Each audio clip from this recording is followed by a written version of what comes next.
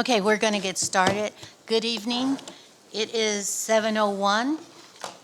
The meeting of the September 19th, 2023 Altadena Town Council is open, has started.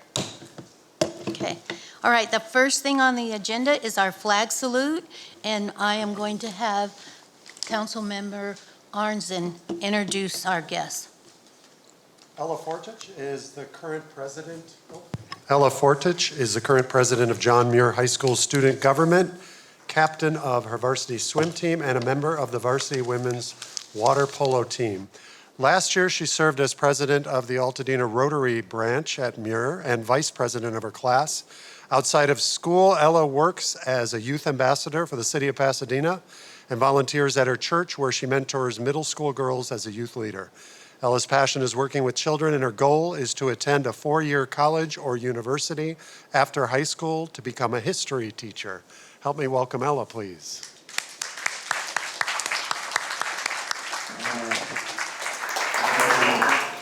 Good evening, everyone. Please rise for the Pledge of Allegiance and place your right hand over your heart. I pledge allegiance to the flag of the United States of America and to the republic for which it stands, one nation, under God, indivisible, with liberty and justice for all. Thank you.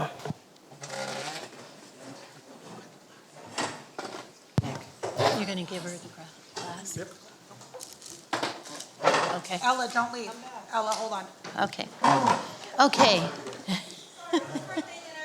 Birthday dinner. Happy birthday, whoever. Yeah, happy birthday. Okay, we're going to move on to our roll call. Councilmember Wong. Thank you, Chair Jones. Councilmember Knapp. Present. Councilmember Cipolla. Present. Councilmember Malone. Present. Councilmember Arnzen. Present. Councilmember Dorothy Wong is here. Councilmember Morona. Present. Councilmember Thomas. Actually, we need to remove her from the rolls. She resigned as of yesterday. Okay. Councilmember O'Malley. Excused. Councilmember Jones, Chair Jones. Here. Councilmember Bryce. Excused. Councilmember Sutherland. Here. Thank you. Councilmember Peck. Excused. Councilmember Wilkins. Here. Councilmember Cauliflower. Here. Councilmember Vega. Here. And Councilmember Markison. Here. We have a quorum. Okay, thank you.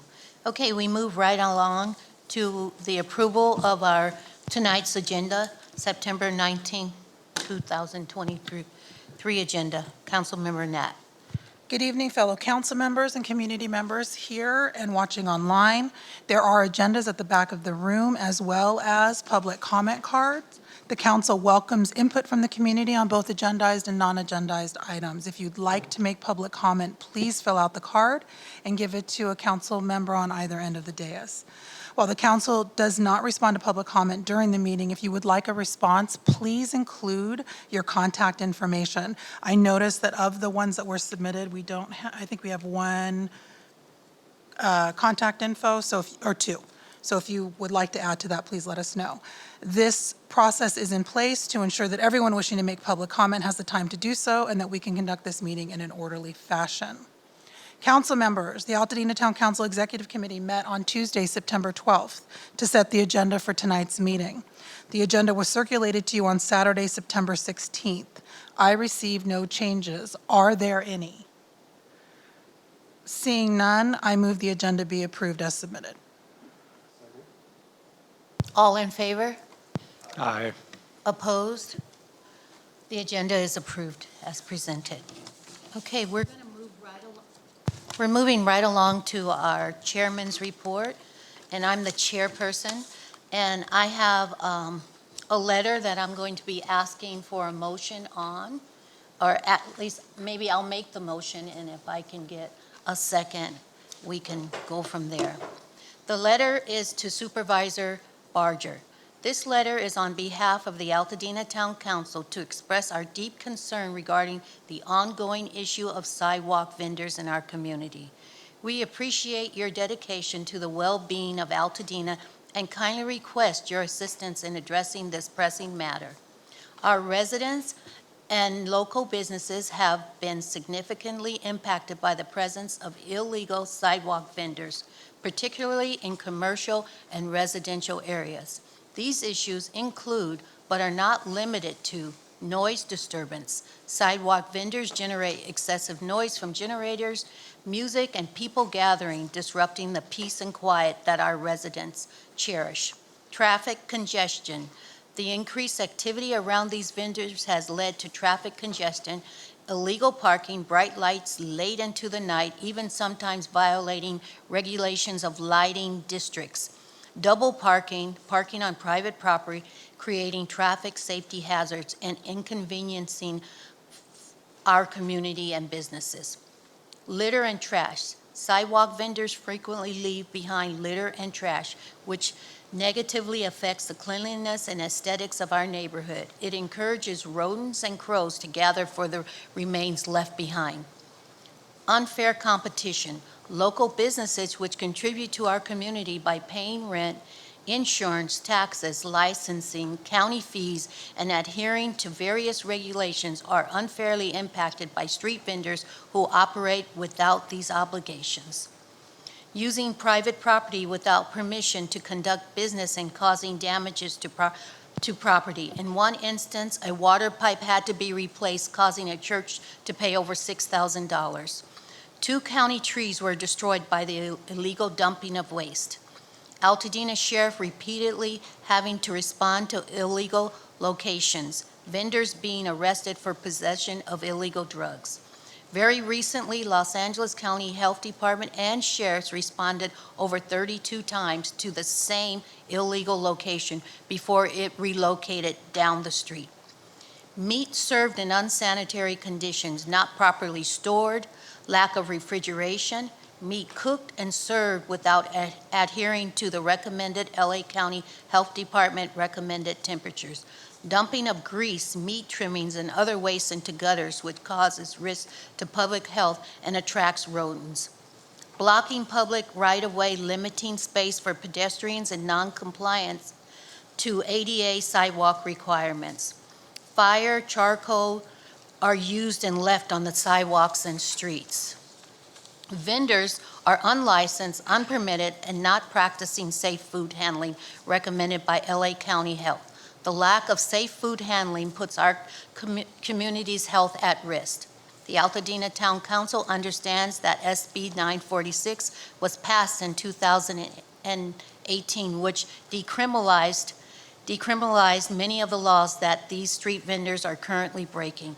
This has made it challenging for law enforcement to address these issues effectively. In light of these concerns, we kindly request that you consider enacting local county ordinances that can provide the necessary tools and authority for law enforcement to manage the presence of sidewalk vendors in Altadena. We believe that implementing such ordinances will help restore balance to our community and allow our residents and businesses to thrive without undue disruption. We appreciate your attention to this matter and would be grateful for any support or guidance you can provide in this regard.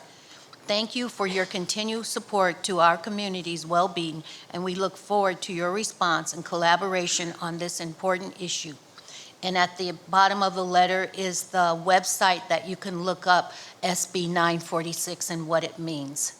So I am asking for a motion to send this letter to the supervisor's office as a showing of opposition to illegal pop-up stands in Altadena. I move that we send the letter. Is there any discussion? Okay, no discussion. The letter has been moved and seconded. So all those in favor? Aye. All those opposed? Any abstaining? Billy, did you have a question? I do have a question. Okay.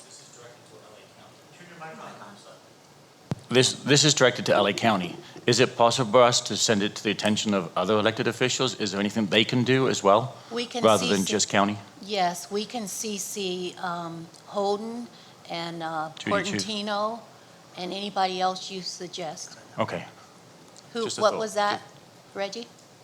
Same, okay. just expand the. Okay, yeah. we'll expand on that. Okay, so the motion carried, and the letter will be sent, and we will CC other elected officials. Thank you. Okay, thank you. Okay, so we move on to our vice chair's report, and thank you for letting me read that long letter. Thank you. Okay, Councilmember Knapp. I wanted to share with the community that Altadena and Elliott Arts Magnet Principal, Dr. Shekel, who has presented to us multiple times and who has been a champion for the arts, bringing $5 million federal arts magnet grants to both schools, and who has grown enrollment at Altadena Arts by 53% and was hoping to do the same at Elliott by launching the district's first ever arts conservatory, will be leaving PUSD in October to take a position as district arts coordinator for the Hacienda Heights La Puente School District. This is a huge and impactful loss to the students at both schools, the staff, and for the greater Altadena community. It will be up to all of us to ensure that her legacy and vision for these cherished schools and their programs lives on and thrives. I thank her for her 17 years of dedicated service to PUSD, for her bold leadership in bringing these programs to our schools, for her stewardship, and for her friendship. I wish her every success and joy this future endeavor hopes to offer. That's the end of my report. Okay, thank you for that, and we'll miss her. Okay, we're going to move on to our recording secretary, Councilmember Arnzen. Thank you, Chair. The minutes from the August 15th Town Council meeting were sent out to full council last week. I received no corrections. Are there any changes requested tonight? Seeing none, Chair Jones, I move that we accept the minutes as delivered. The minutes from the August 15th Town Council meeting. Oh, okay, if there's no objections, so moved. Okay, all right, great, thank you. That was quick. Okay, now we'll have our treasurer's report for our big fat account. I will step in for our treasurer. O'Malley cannot be here. Our beginning balance was $2,159. We had deposits of $162.85, withdrawals of $510.42, and we had an ending balance of $1,811.43. To keep that bank account going, we are at the mercy of donations. So I present to you this antique can that probably goes back about 30 or 40 years. If you have anything you can toss in, it would be much appreciated. Thank you. Okay, thank you for that. Thank you. And we get a lot done with that money that goes in that can.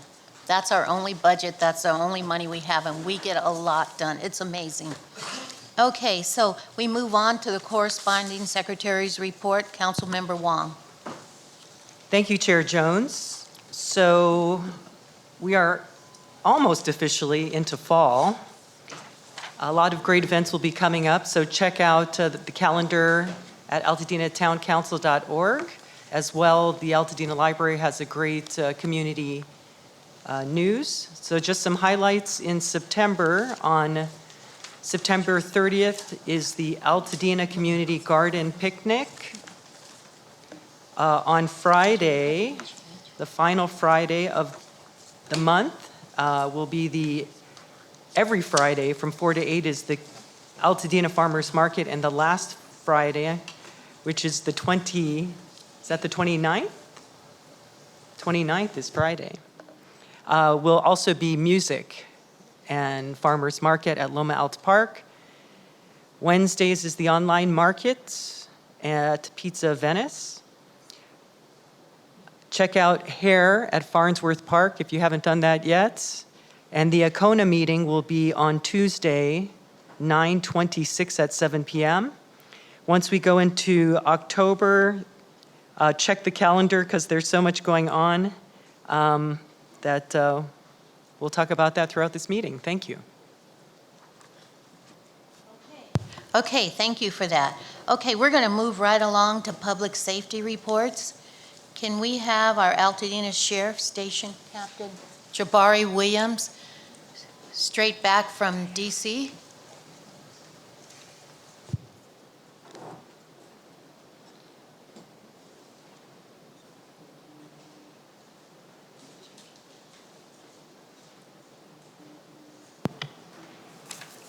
Good evening.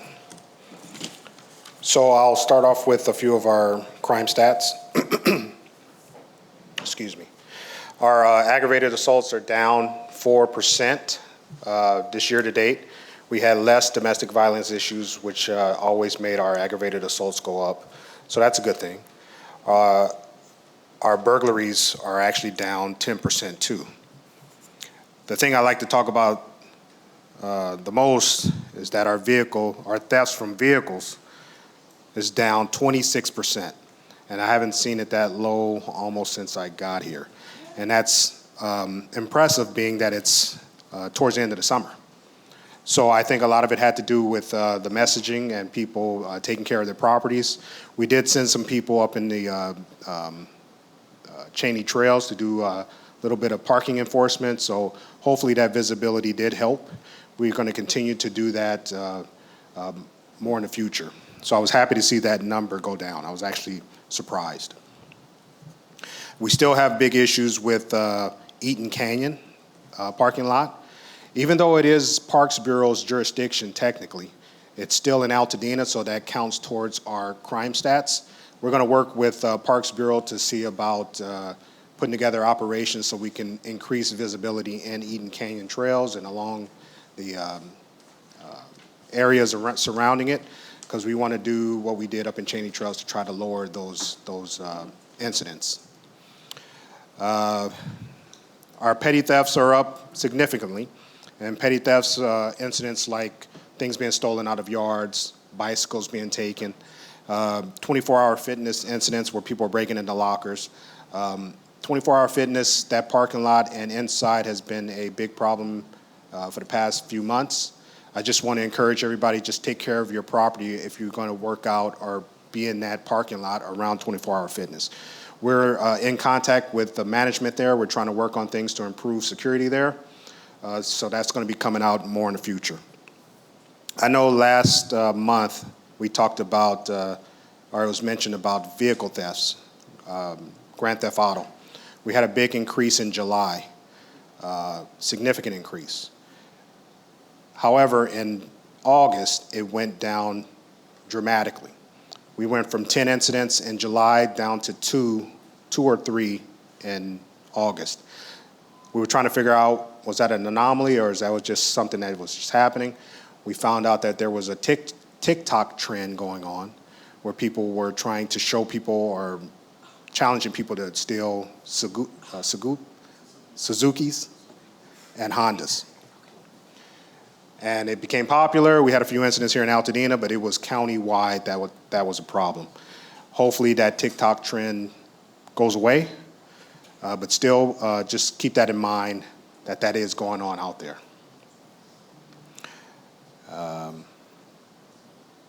That's it for the crime stats. I mentioned last month, that we were going to do a parking enforcement operation. We actually did do that September 9th. And it was very successful. We towed 18 vehicles, cited 6 vehicles, and handed out a lot of red tags. 18 tows in one shift, that's a lot. However, we didn't even scratch the surface. So we're going to continue these operations until we deal with this parking issue we have here in Altadena. Nearly 60% of our calls for service last month were dealing with parking. And that's our fault because we had a parking enforcement officer. They were both out for the whole month, so there was nearly no parking enforcement going on. So continue those calls for service. We're going to take them, and we're going to keep doing these operations until we fix the problem. A couple of events I want to mention. We're going to have pizza with a deputy, just like coffee with the captain or coffee with the station. We're doing pizza with a deputy. It's going to be at Prime Pizza. That's 1900 Allen Avenue. That's going to be Thursday, September 28th, between 4 and 6. Again, that's September 28th. That's a Thursday, between 4 and 6. Pizza with a deputy. Who doesn't like pizza? That's a good question. Just come prepared, you know. Pancake, we have a pancakes breakfast coming up October 7th. That's going to be 8 a.m. to 10:30. The Rotary Club is doing this. It's their semi-annual event. It's always been very successful. They're doing this to raise money for different organizations. I believe this one is going to be our Mountain Rescue, Christmas Tree Lane, and another one. Yes. So please come out and support us for the pancake breakfast. And that's all I have to report. If there's any questions. Billy? Oh, I'm sorry. The breakfast is going to be at Grocery Outlet.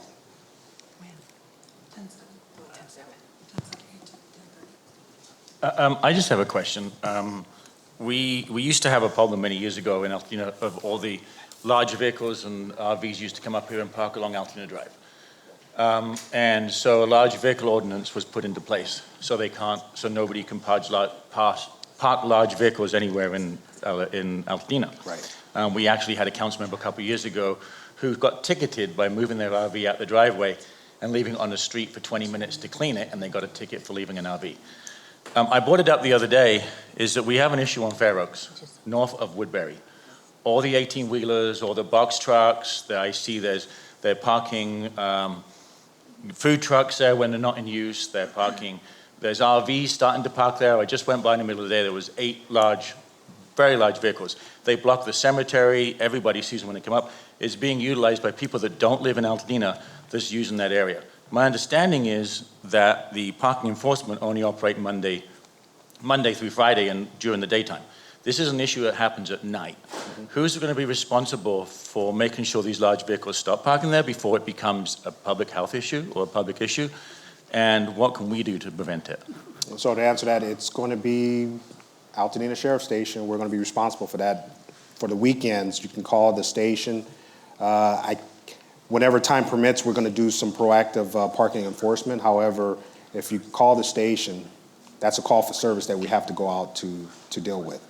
However, during the week, Monday through Friday, our parking enforcement, that's when they work. Sorry, excuse me. Yeah.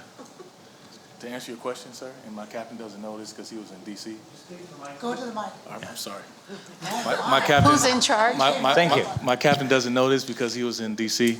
at our last division meeting.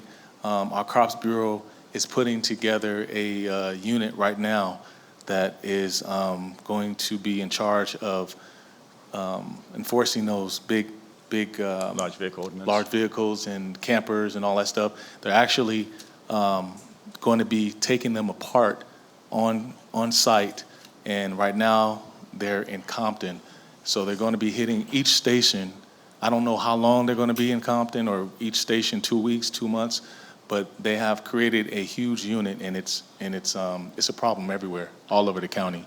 So I'm on the phone with the lieutenant and captain over there because I know it's a big problem here in Altadena, and I'm going Especially to on that particular strip, because there's Right. no residents there, so Right. as far as people calling in, they're not going to, because it's not in front of people's residences. Yes. But it is affecting businesses. Yes, we as well. understand. So that unit is coming. So it's coming around. I don't know when they'll get to Altadena, but I'll be in touch with them because I know it's a huge problem here. So we'll Is be there in touch anyone that with can them. ticket them in the meantime?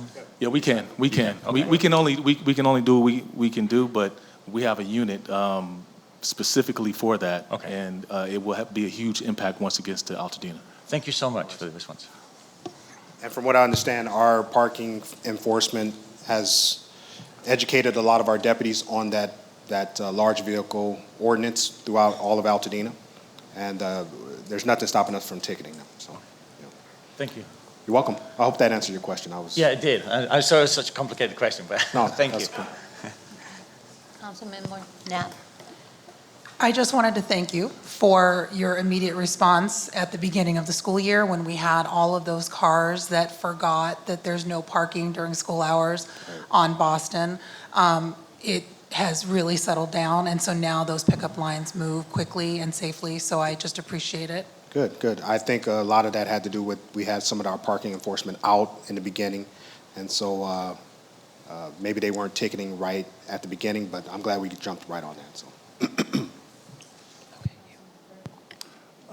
Just saying Charlestown's out loud again, and I think we've discussed there's no updates, no estimate of when the DOJ will finish. No updates Okay. as of yet, and I haven't heard any. And I also want to thank you for meeting with the Unhoused Initiative team. That was really incredibly helpful, especially finding out about Host. Yeah. Connor's going to be taking over the lead, and I'm looking forward to seeing what he does with it. Thank you. Yeah, no problem, anytime.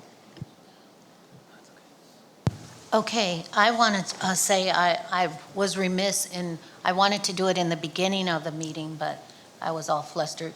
But I just want to say that our hearts go out to Deputy Ryan Klinkenbloomer. Klinkenbloomer, yes. Yes, 30 years old, shot while working. It's just unbelievable, and it really pains us. And so our condolences are to you and your team and his family. Thank you, I appreciate that. I worked with his father when I was just starting off as a lieutenant. His father was actually a mentor to me, and I remember him speaking about his son who just joined the academy. And he's very proud, very happy. And when I saw that name, very, very, very sad, very tragic. I think I met his father when we went to go see the chief. Oh, really? I think I did. He said he was your mentor. Oh, okay. Yeah, but also we're going to close the meeting in his honor. Thank you, I really appreciate it. Okay, all right, thank you. Did I have another question? Any more questions? Melissa? No, I just wanted to say thank you for coming to meet with the Meadows on Thursday. If Yes. anyone is in the Meadows neighborhood and would like the Zoom information, will be at 6 p.m. and you can contact Melissa Morona. My information is there. Thank you. Yes, sir.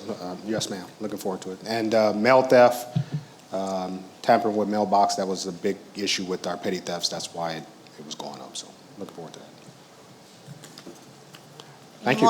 Any more? Any more? Okay, thank you. And thank you, Lieutenant Petit. He's the only one up there. Okay, we're moving on to our CHP. Can we have Officer Keller?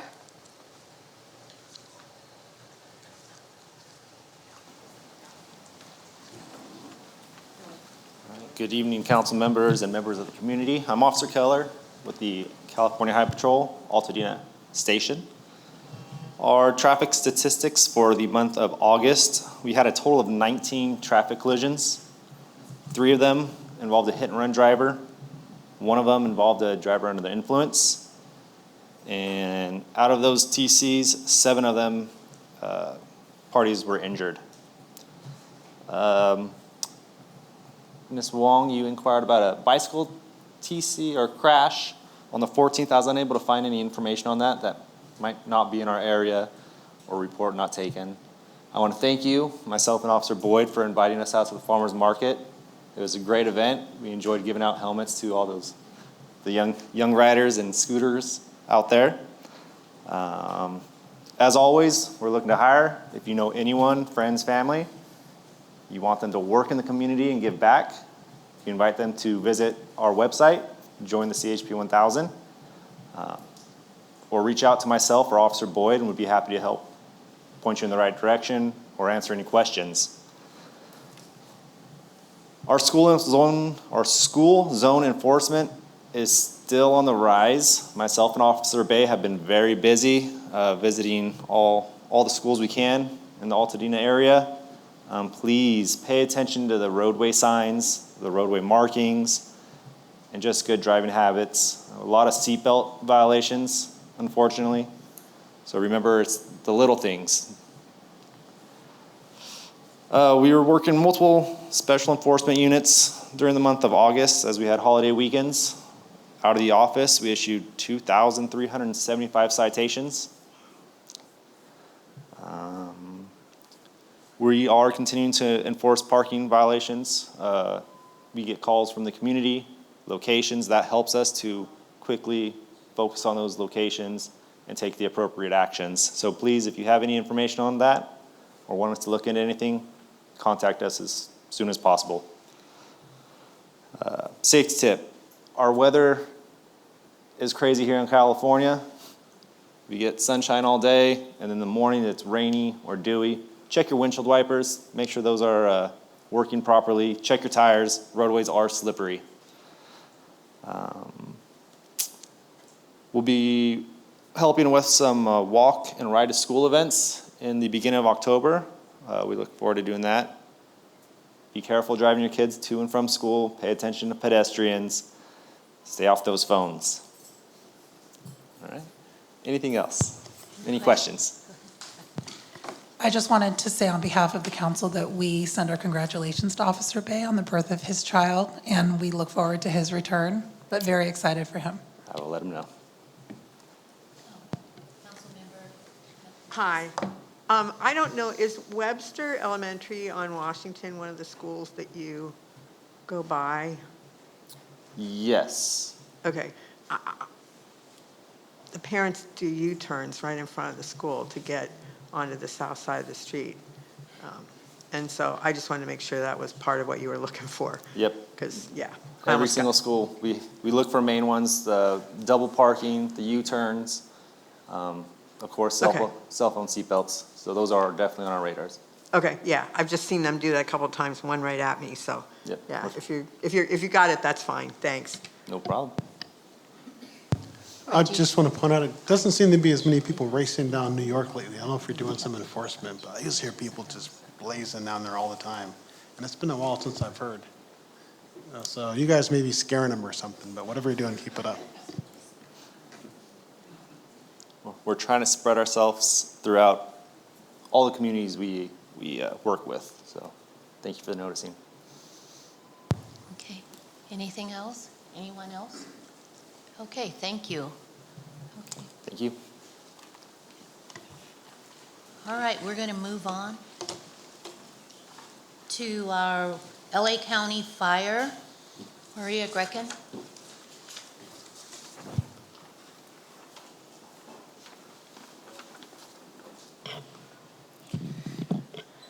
Good evening. For the month of August, a total of 398 responses in Altadena. 314 of those were for medical, and 238 patients were transported. We had 6 fires. 2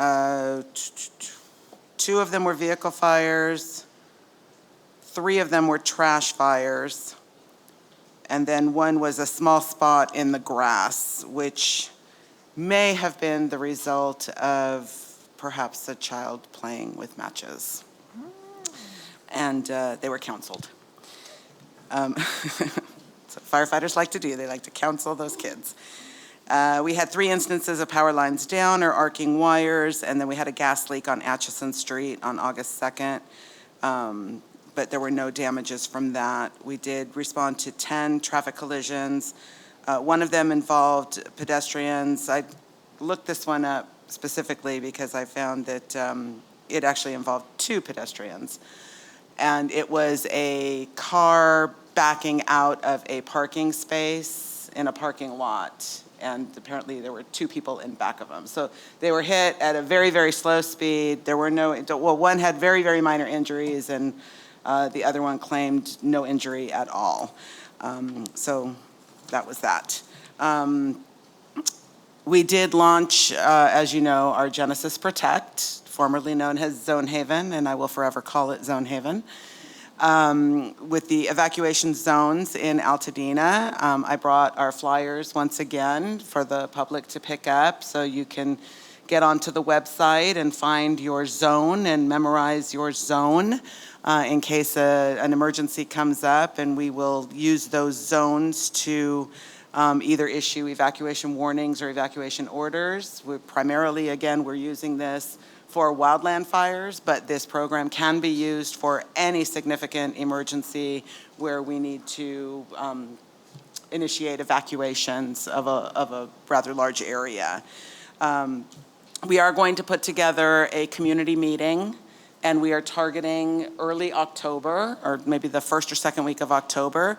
As soon as we iron out all the details, the location, time, the date, everything, I'm sure Dorothy will post it onto the website, so please continue to follow the Altadena Town Council website to get information on when we are going to put a community meeting together. We'd like to explain in more detail about this program and its benefits to you as residents and how it all works.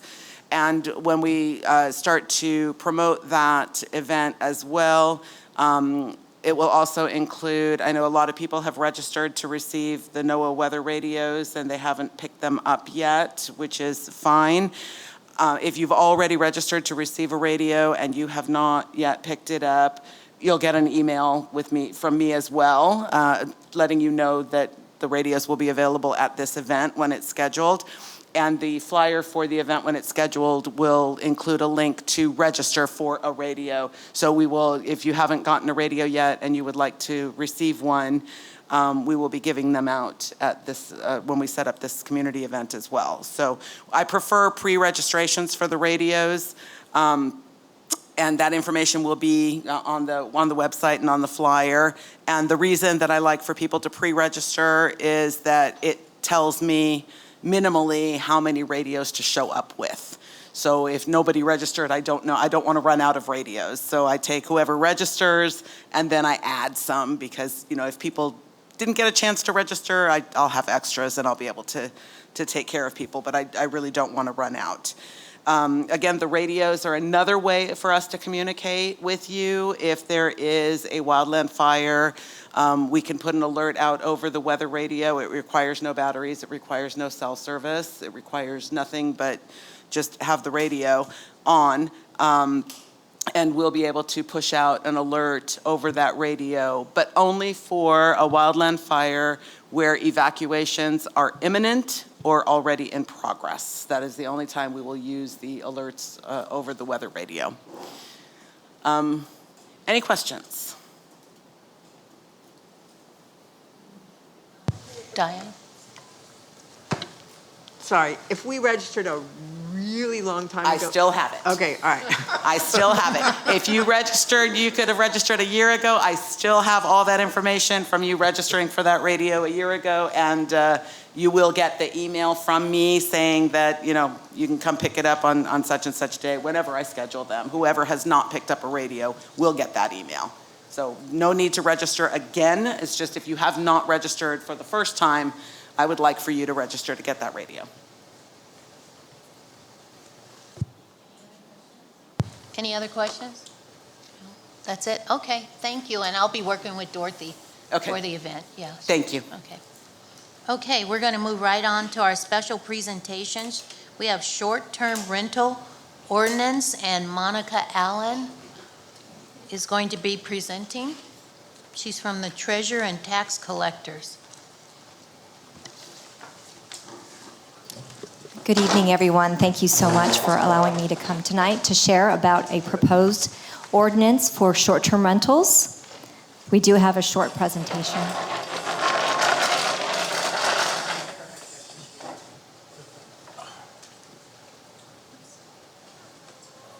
And while we're waiting, I just wanted to let you know that I do have materials out in the foyer for you. We have QR codes where you can scan, and we have about 40 plus short-term rental FAQs. And we also have a copy of the original board motion from 2019 that is the impetus behind the short-term rental ordinance that we have, as well as some fans, some folders as well, if you'd like to take care of those.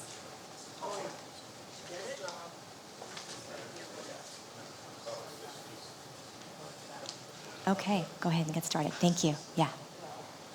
So just a little bit of background about short-term rental. I'm hoping that most of you have heard of the word Airbnb. Well, Airbnb has really exploded over the past couple of years. And an Airbnb is basically when someone wants to do a short-term rental for a period of 30 consecutive calendar days or less. So this is for temporary lodging, for compensation. So it's called short-term rental, but most people just use it, they just say, oh, I'm doing an Airbnb. So that's what a short-term rental is. And again, Airbnb is probably the most common, but we also have other hosting platforms such as Expedia, Hotwire, or some folks directly book with a host. Next slide. So back in 2019, the County Board of Supervisors did adopt a motion, and again, I have a copy of that motion if you'd like to take a copy, to develop an ordinance to regulate short-term rentals throughout the unincorporated areas of the county. So there's several objectives to this board motion that we use to develop our ordinance. What we try to do is to really find a balance between the economic benefit of a short-term rental as well as being able to preserve long-term housing and to preserve neighborhood character. We also, as we are the treasurer and tax collector, the short-term rental ordinance also requires that short-term rental hosts collect transient occupancy tax, also known as TOT or hotel tax, and that is something that is collected by the treasurer and tax collector. Next slide. So here are some of the terms. At one point in time, we did a data study, and we found that there was approximately 1,900 short-term rental units in the unincorporated areas. The main requirement is that you must only conduct short-term rental in your primary residence. You must live at that primary residence for at least 9 months out of the year. So there are no vacation homes or income property that would be allowed for short-term rental. You must be a primary resident in the home that you are conducting short-term rental. And again, the short-term rental guests, they have to pay a county transient occupancy tax, which is 12% of the nightly rate. And I'd like to point out that even though there's not a short-term rental program on the books right now, TOT is still required, just as if you stay in a hotel, TOT is still required to be paid for short-term rentals right now. So registration. So every host that would like to conduct short-term rental must register with the county treasurer and tax collector. And you would fill out an application, you would receive a registration certificate, you would pay an annual registration fee of $914. And I'd like to point out that $914 registration fee, it's not a tax, it's actually cost recovery for the program. This is the cost it takes for us to administer, hire staff, have a website, and to conduct enforcement and everything else that goes along with running a program. So again, the $914 is separate from the TOT, the tax, but it is an annual registration. So for the registration, you would be agreeing to the county terms and conditions, and you do have to renew annually and maintain that active registration certificate with the treasurer and tax collector to continue your short-term rental. Next slide. There are regulations and prohibitions with this ordinance. I wanted to point out there's 2 types of stay that you can do for short-term rental. The first type is called a hosted stay, and that basically means that as a host, you're residing overnight during the guest that's staying. If you would like to do a hosted stay, you can do that 365 days out of the year, and you must have a 1-night minimum as a rental. Now, if you'd like to do an unhosted stay is when the host does not reside overnight during the guest occupancy. Now, that is limited to 90 nights per year, and that is because in order to qualify, you have to live there for 9 months out of the year. So you're allowed 3 months to do short-term rental as an unhosted stay. And again, 90 nights, so you can do 3 guests at 30 nights. You can do any combination, but it adds up to 90 nights per year. With an unhosted stay, we do require a minimum 2-night rental. And the occupancy limit is 2 adult guests per bedroom plus 2. The maximum of guests is 12 per booking. And I'd like to point out that, and I'll give you an example. So if you have a 4-bedroom home and you're doing an unhosted stay, there can be 2 adults per bedroom plus 2. So like if they're going to sleep on a couch bed in the living room. So that would be a maximum of 10 people. So if you have a 20-room mansion, you can't have whatever that adds up to. But anyway, the maximum guest is 12. So it can't be 25 or something like that. Next slide. So there is prohibitions to the types of housing that can be used. So for instance, rent-restricted housing is prohibited. So any property that is subject to rental housing restrictions, Section 8, any type of affordable housing, or any properties that are exempt under state, federal, or administrative regulations cannot be used as a short-term rental. Next slide. Accessory dwelling units are also prohibited. And an accessory dwelling unit is an accessory to the principal residential use on the same lot, and that is prohibited. Other types of accessory habitable structures are also prohibited, such as guest houses, rec rooms, tents, and yurts. And I would like to point out that the board actually adopted an accessory dwelling unit ordinance back in April 30th, 2019, which prohibited the use of ADUs as a short-term rental. So this new proposed short-term rental ordinance only affirms what's already on the books with the county code. Next slide. So again, vacation rental housing is prohibited as a short-term rental use. You can only operate one short-term rental. And again, the intent behind this is to preserve long-term tenancy, not short-term. So long-term tenancy is 31 days or more, and short-term rental is 30 days or less.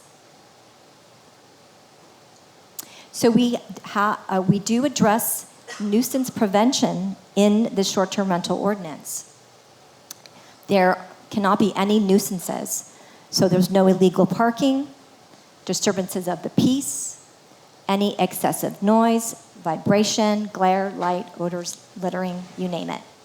No parties, no party houses. You cannot use your short-term rental for a party house.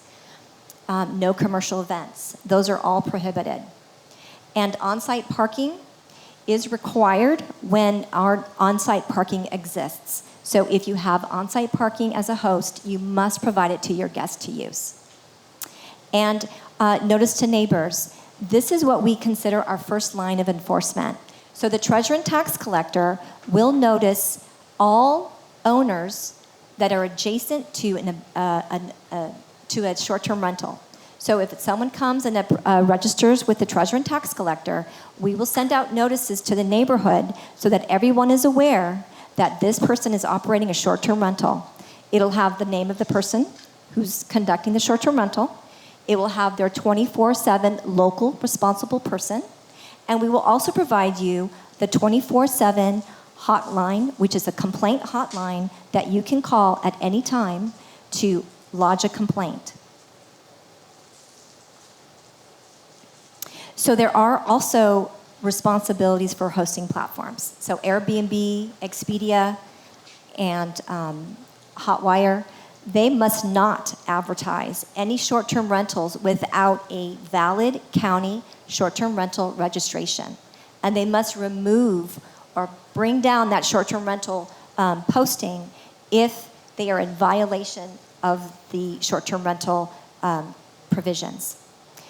And again, the short-term rentals, as I mentioned earlier, the host must identify a local responsible contact who will be available 24/7 by phone to address any neighborhood disturbances or any potential violations. And again, the host must also collect the TOT. Enforcement. So we have placed a lot of different enforcement violations in this ordinance in order to address party houses or any type of nuisance. So for instance, if there is any noncompliance to a code or a code violation, we can revoke or suspend a registration certificate, and we would also issue a $285 noncompliance fee. If there's any imminent threat to public health, safety, or welfare, we can do immediate suspension or revocation, and that is done for 30 days for us to do our further investigation. Any type of nuisance, especially if it's an escalated nuisance issue, we can also put a nuisance abatement lien on the title of the property. Also, any provision violation of the chapter, we can also take civil action, injunction, and penalties of that sort. And also, we can do a short-term rental if there's anyone that's violating the rules of, like, for instance, the 2-night minimum, or they go beyond the 90-day unlimited, the unhosted stay. We can also fine them $2,000 a day, or up to 2 times the nightly rate, whichever is greater. Next slide. We also have enforcement for the hosting platforms. So if Airbnb is completing booking transactions without a valid short-term rental registration certificate, we can fine them up to $1,000 a day. And again, we have other enforcement matters. So for instance, if they are trying to do multiple short-term rentals, we can also fine them up to $1,000 a day. Next slide. So again, I just want to reiterate some of the additional tools that we will have in this ordinance. We will have that 24/7 complaint hotline. We will issue neighborhood notices. We will issue compliance and enforcement notices. We will also be monitoring rental activity. Hosted, unhosted, address, making sure they're in the correct jurisdiction, and also making sure that they have that registration certificate. We will also be coordinating enforcement with other county departments, such as regional planning for any ADU issues, as well as possibly the sheriff and other departments. So again, we actually, the board was going to hear a short-term rental today, actually, but we did pull it back today because we wanted to do more outreach, just like we are doing tonight. We wanted to make sure that you have, as a community, you understand our program and you can ask any questions. So we are hoping to bring this back to the board sometime this fall, winter, 2024. And then after, if the board does approve this ordinance, the board will also direct Title 22 for some additional changes.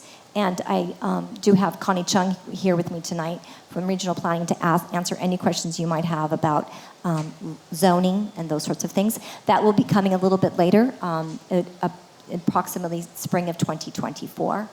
And if the board does adopt the ordinance, it goes into effect 6 months after adoption. The reason for that is we have to hire our staff, we have to get our registration system up and running, we have to get all of our outreach done, and get our program ready. So we are putting in a 6-month effective date. And I'm going to stop there. Again, there's a QR code. If you want to point your phone, you can point, and that will take you straight to our FAQs. If you have any inquiries, please email us as strental@ttc.lacounty.gov. Thank you so much. Okay, are there questions from the council? We'll start over here with Doug. I just wanted to get a little clarification on the TOT. It's my understanding that the hosting platforms now collect that, or at least bill the guests for it? Actually, we will not be doing any voluntary collection agreements with the hosting platforms. It will be the responsibility of the host to collect the TOT. So it's going to shift to the host? Yes. Okay, that's what I wanted to clarify. Thank you. Anybody on this side? Okay. Sylvia? I understand that the ADUs cannot be used as a short-term rental. I have a dear friend who actually built an ADU and moved into the ADU, lives on the property, and rents out her main house, because it's larger, for short-term rental. Is that prohibited as well? No, it is not. That is what we call an unhosted stay. So an unhosted stay is when you're not living under the roof of the house. So that person can do a short-term rental for 3 months out of the year. Okay, Diane? I'm assuming that you guys have done some calculation to come up with your $914. I would very much like to know how that has been calculated. I'm assuming you're not a nonprofit. So, the question is, are you going to be, I guess my concern is that you don't really know how many people are going to sign up. You don't know how many the fees, the 914 times whatever. And will you come back later when you find out that it costs more to run your, to raise the fees? Do you know what I'm saying? Yes. I think it's sort of a shot it feels like it's a shot in the dark. Maybe it's not. Yeah, that's a great question, Diane. So we actually did a fee study, and we based it on that data study that we did of approximately 1,900. So we based our fee study on 1,900. The fee study includes the time it takes us to process an application. It takes to issue registration certificates for enforcement, education. It's for the registration online system that we have to have. And that part of that registration system is that 24/7 hotline that I was talking about. And also the registration system, that third-party vendor, is also going to be monitoring all those hosting platforms and be taking screenshots. So if someone is doing a short-term rental and does not have a registration certificate, then we'll have actual evidence that we can send letters to tell them to register. However, you are correct. The number of short-term rentals does change from time to time, and it's even seasonal. So we do plan to come back and reevaluate. This is a brand new program, so we are not for profit. It is cost recovery. It's not a tax. So the cost that we are putting up as $914 is to pay for the administration of the program. But we will definitely take a look at the number of units, but it's going to take a little bit of time because it's going to take at least 6 months to a year to really evaluate the number of short-term rentals, because based on the way the ordinance is written now, we do think that there's going to be short-term rentals that can't operate because it is an ADU or it is a vacation property. I just had one other quick question about what other outreach you're doing, just in the whole county. I guess it seems as if I'm not sure that folks will really know what's going on, and they'll get a nasty gram maybe afterwards when you catch them. So. I'm sorry, were you talking about outreach that we're doing before or after the ordinance? Before. Yeah. Well, before, so that they done- don't just get a nasty gram and then find out about it. Yeah, so we've done 21 events with 1,000 attendees. We plan to do many more outreaches. So we have our show for the road, and I'm going to Topanga Canyon. I'm going to La Crescenta Valley. I'm going to, you name it. So we have been asked by all the board offices to go to town councils and home associations just like this to get the word out. We also have FAQs on our website.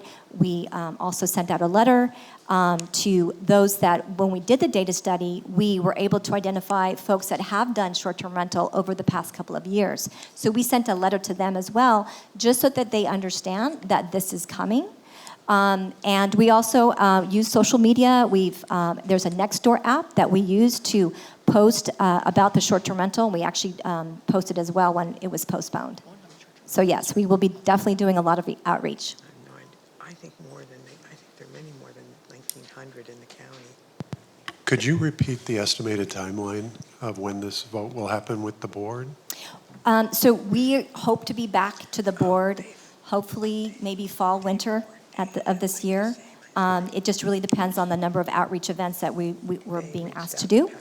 But once it goes to the board, if the board does approve it, then it will likely go into effect. It will go into effect 6 months after board adoption. Hi. Hi. I had a couple of questions submitted in advance that I just wanted to go through. And I also wanted to let anybody here know that they were going to stay after their presentation for a little while out in the lobby. So if you have concerns or questions, you can address them directly. One of the questions was, if the intent is to open units for long-term occupancy, can you clarify the reasoning behind banning short-term rentals stays under 30 days when the possibility for mid-term rentals still exists? It doesn't seem likely to solve the problem, but punish people who have an income, who rely on income from short-term rentals. I don't know what a midterm. Meaning over 30. If we're trying to solve a housing issue by allowing long-term occupancy, 30 days is not long-term occupancy. So I think the question is, how does this help solve that? So if it's not being utilized, I think what's happened, at least in some communities, is that there's properties that are being used only for short-term rental, and no one actually lives there. So those houses are basically have people coming in and out as an Airbnb, and you don't even know your neighbor anymore. So I think that those types of houses, those certain prohibitions are being placed on with this program so that those houses will not be used for 30 days or less renting. It'll be used for 31 days or more renting. And also, I think that the Airbnb rates have really skyrocketed, just rents in general and things of that nature.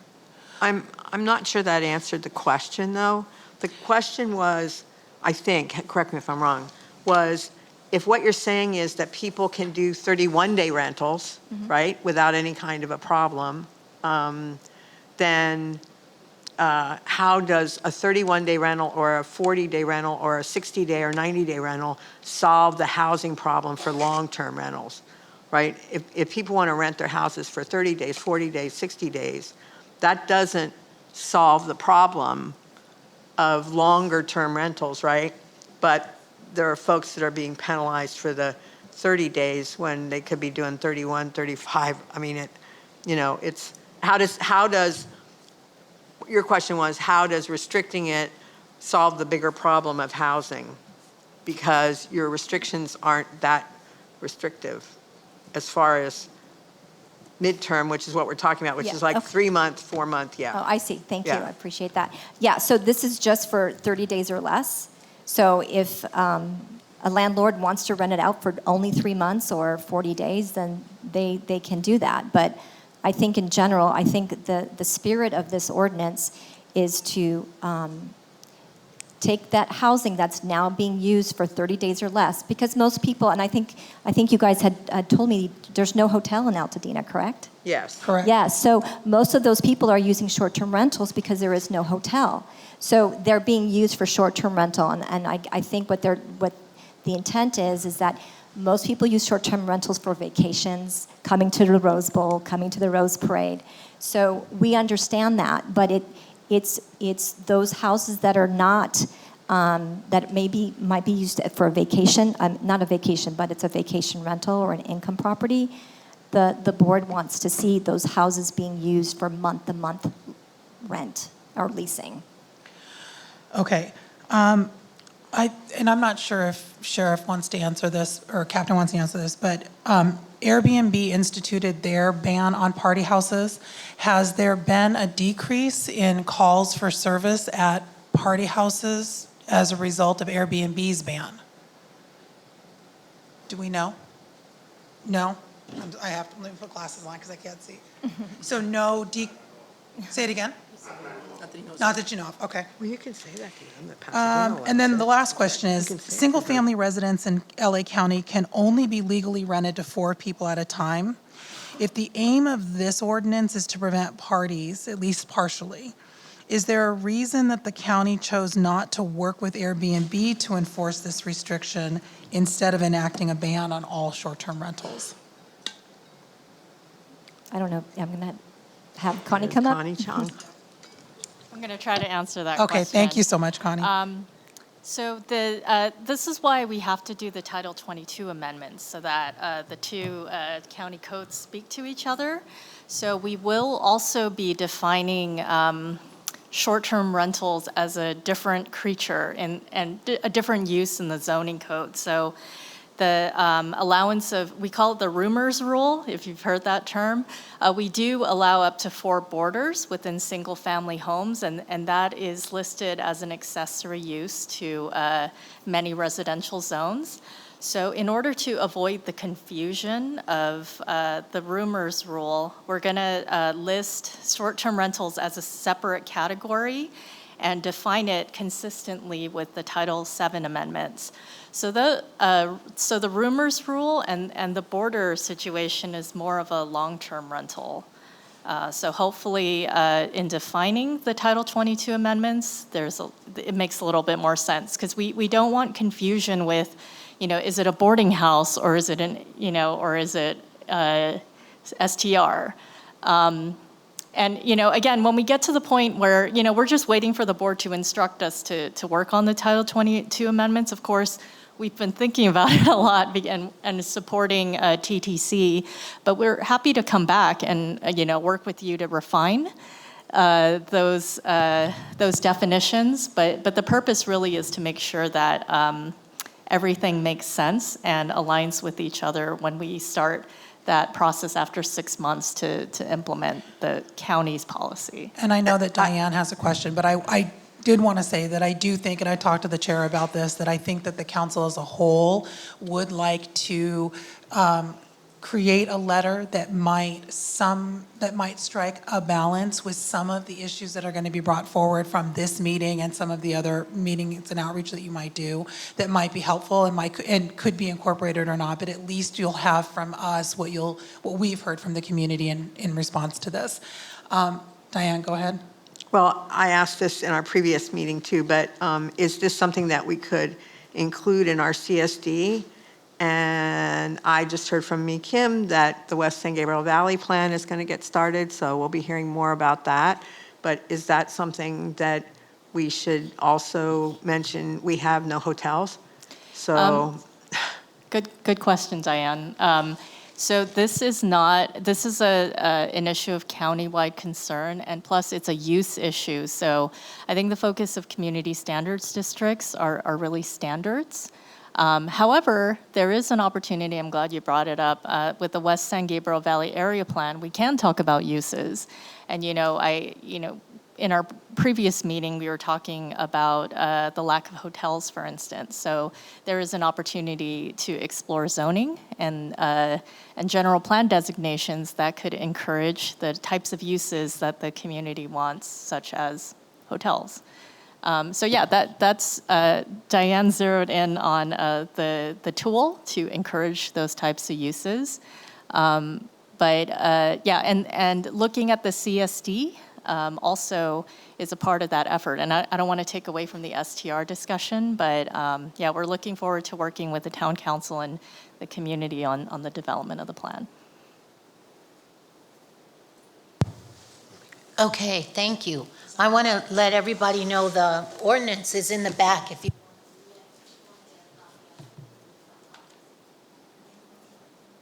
I'm sorry, but if you want to read the complete ordinance that they're proposing, it is in the back, and you can get a copy of it. These are new. I would agree with Victoria that we ought to agree to vote on whatever, to craft a letter from the town council. Mm-hmm. That's possible, but we need to find out what people are saying. Well, that's fine. We want to hear public comment. We already have some questions, so. Okay. Yeah, that's fine. Okay. I'd like to add one thing. I do program evaluation for work. Don't like to talk about work here, but it probably would be helpful to think about what actual goals you're going to measure with this new program, so you can sort of keep track of how it's working, right? Is it to cut back on resident complaints? Is it to increase the number of long-term rentals? And so just having an actual evaluation plan as you set up the program, because you may wind up with actually having more people doing short-term rentals because the rules are clear now, right? So it could actually be a perverse result if you don't have an evaluation plan. Otherwise, so I would just consider having some program evaluation thoughts as you launch the program. Thanks. Yes, thank you. Okay, we have one more question from Sylvia. Just out of curiosity, do we have an estimate number of short-term rental homes in Altadena? We do not have that estimate.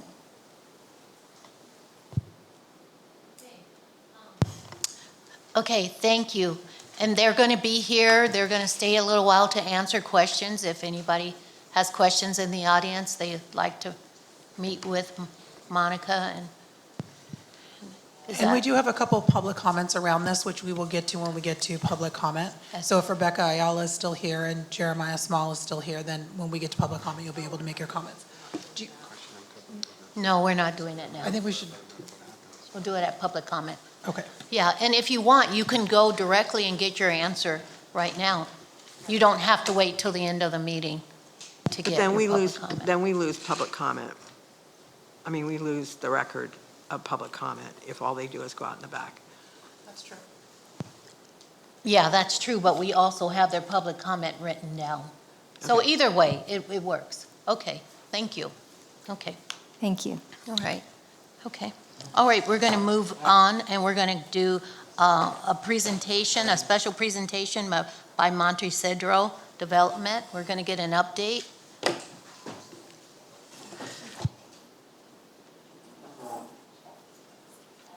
That doesn't look like Keith. Keith. Oh, okay, okay. Great. All right. Keith, is anyone from Montecedro here? Oh, hi.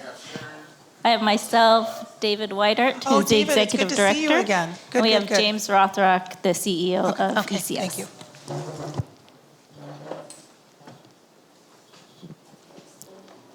Oh, sure. Well, while that's loading, I'll do my part then, because I'm not really using any slides. So just wanted to thank you all for having us here tonight. We're excited to share the update about Montecedro Phase 2. Before I get started, wanted to introduce the team to you all, but maybe we'll go to that in just a minute because the presentation hasn't loaded. So we'll start out by sharing a little bit about who we are, since it's been a few years since we've been in front of the Altadena Town Council.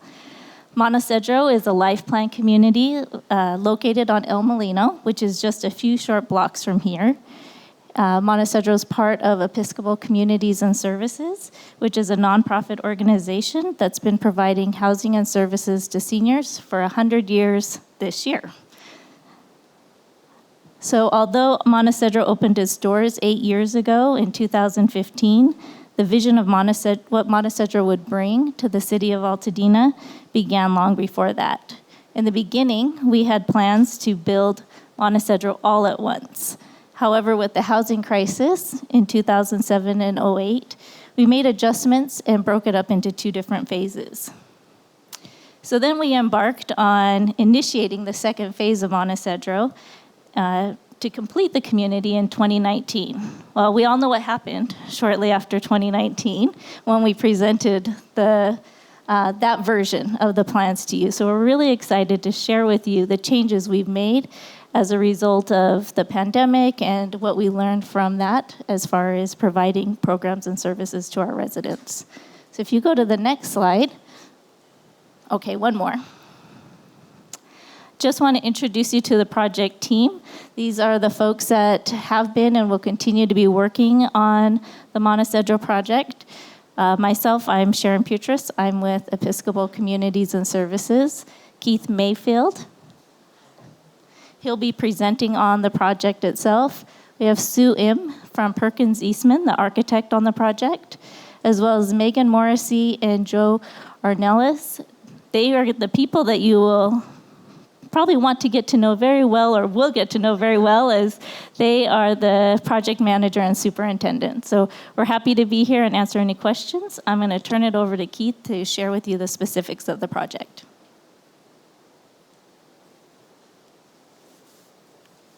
Okay. So this is the plan for Montecedro. It is 40. Okay, I'm sorry. This is the plan for Montecedro. It is 40 villas that are part of our Phase 2 project. It's about a 20-month construction schedule.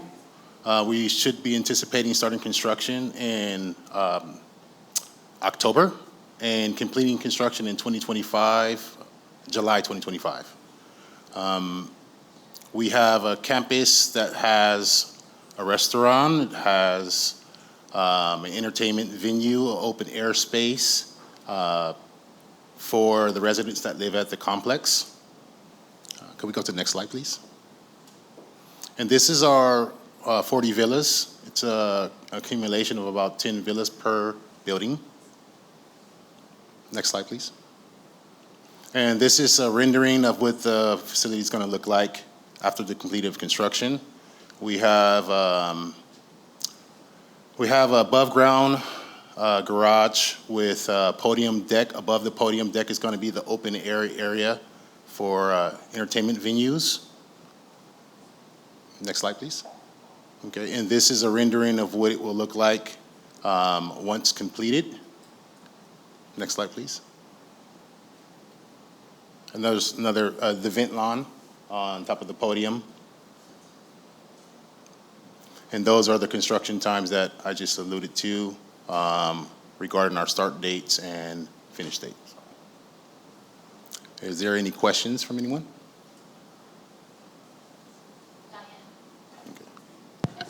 I just heard you say that you were going to have an open air area for outdoor entertainment. Yes. Is that like concerts and things? It's more so a venue, I would, yeah, go. Okay. I'll answer it from the operations side. Oh, yeah, okay. Yeah, so we have a very robust activity program for our residents. So it'll mostly be whether it's Pilates and yoga for the residents, or if they want to do a movie night. But it also casual usage as well. There's going to be barbecue pits and seating arrangements for the residents to gather with their families. Okay. Yeah, I just am trying to keep in mind the neighbors and making sure that whatever you do is low key, I guess, is what I'm thinking. Oh, yes. We have a very active group, but there's not typical hours of most large events and parties. Okay. And the other thing that I was just wondering about was, do you have a plan for the surrounding streets as you're doing the construction? Like, is there a plan in place of how to reduce the impact to the neighbors? Yes. So we have, in regards to construction for dust mitigation, we have a SWEPS plan in place to control any dust mitigation.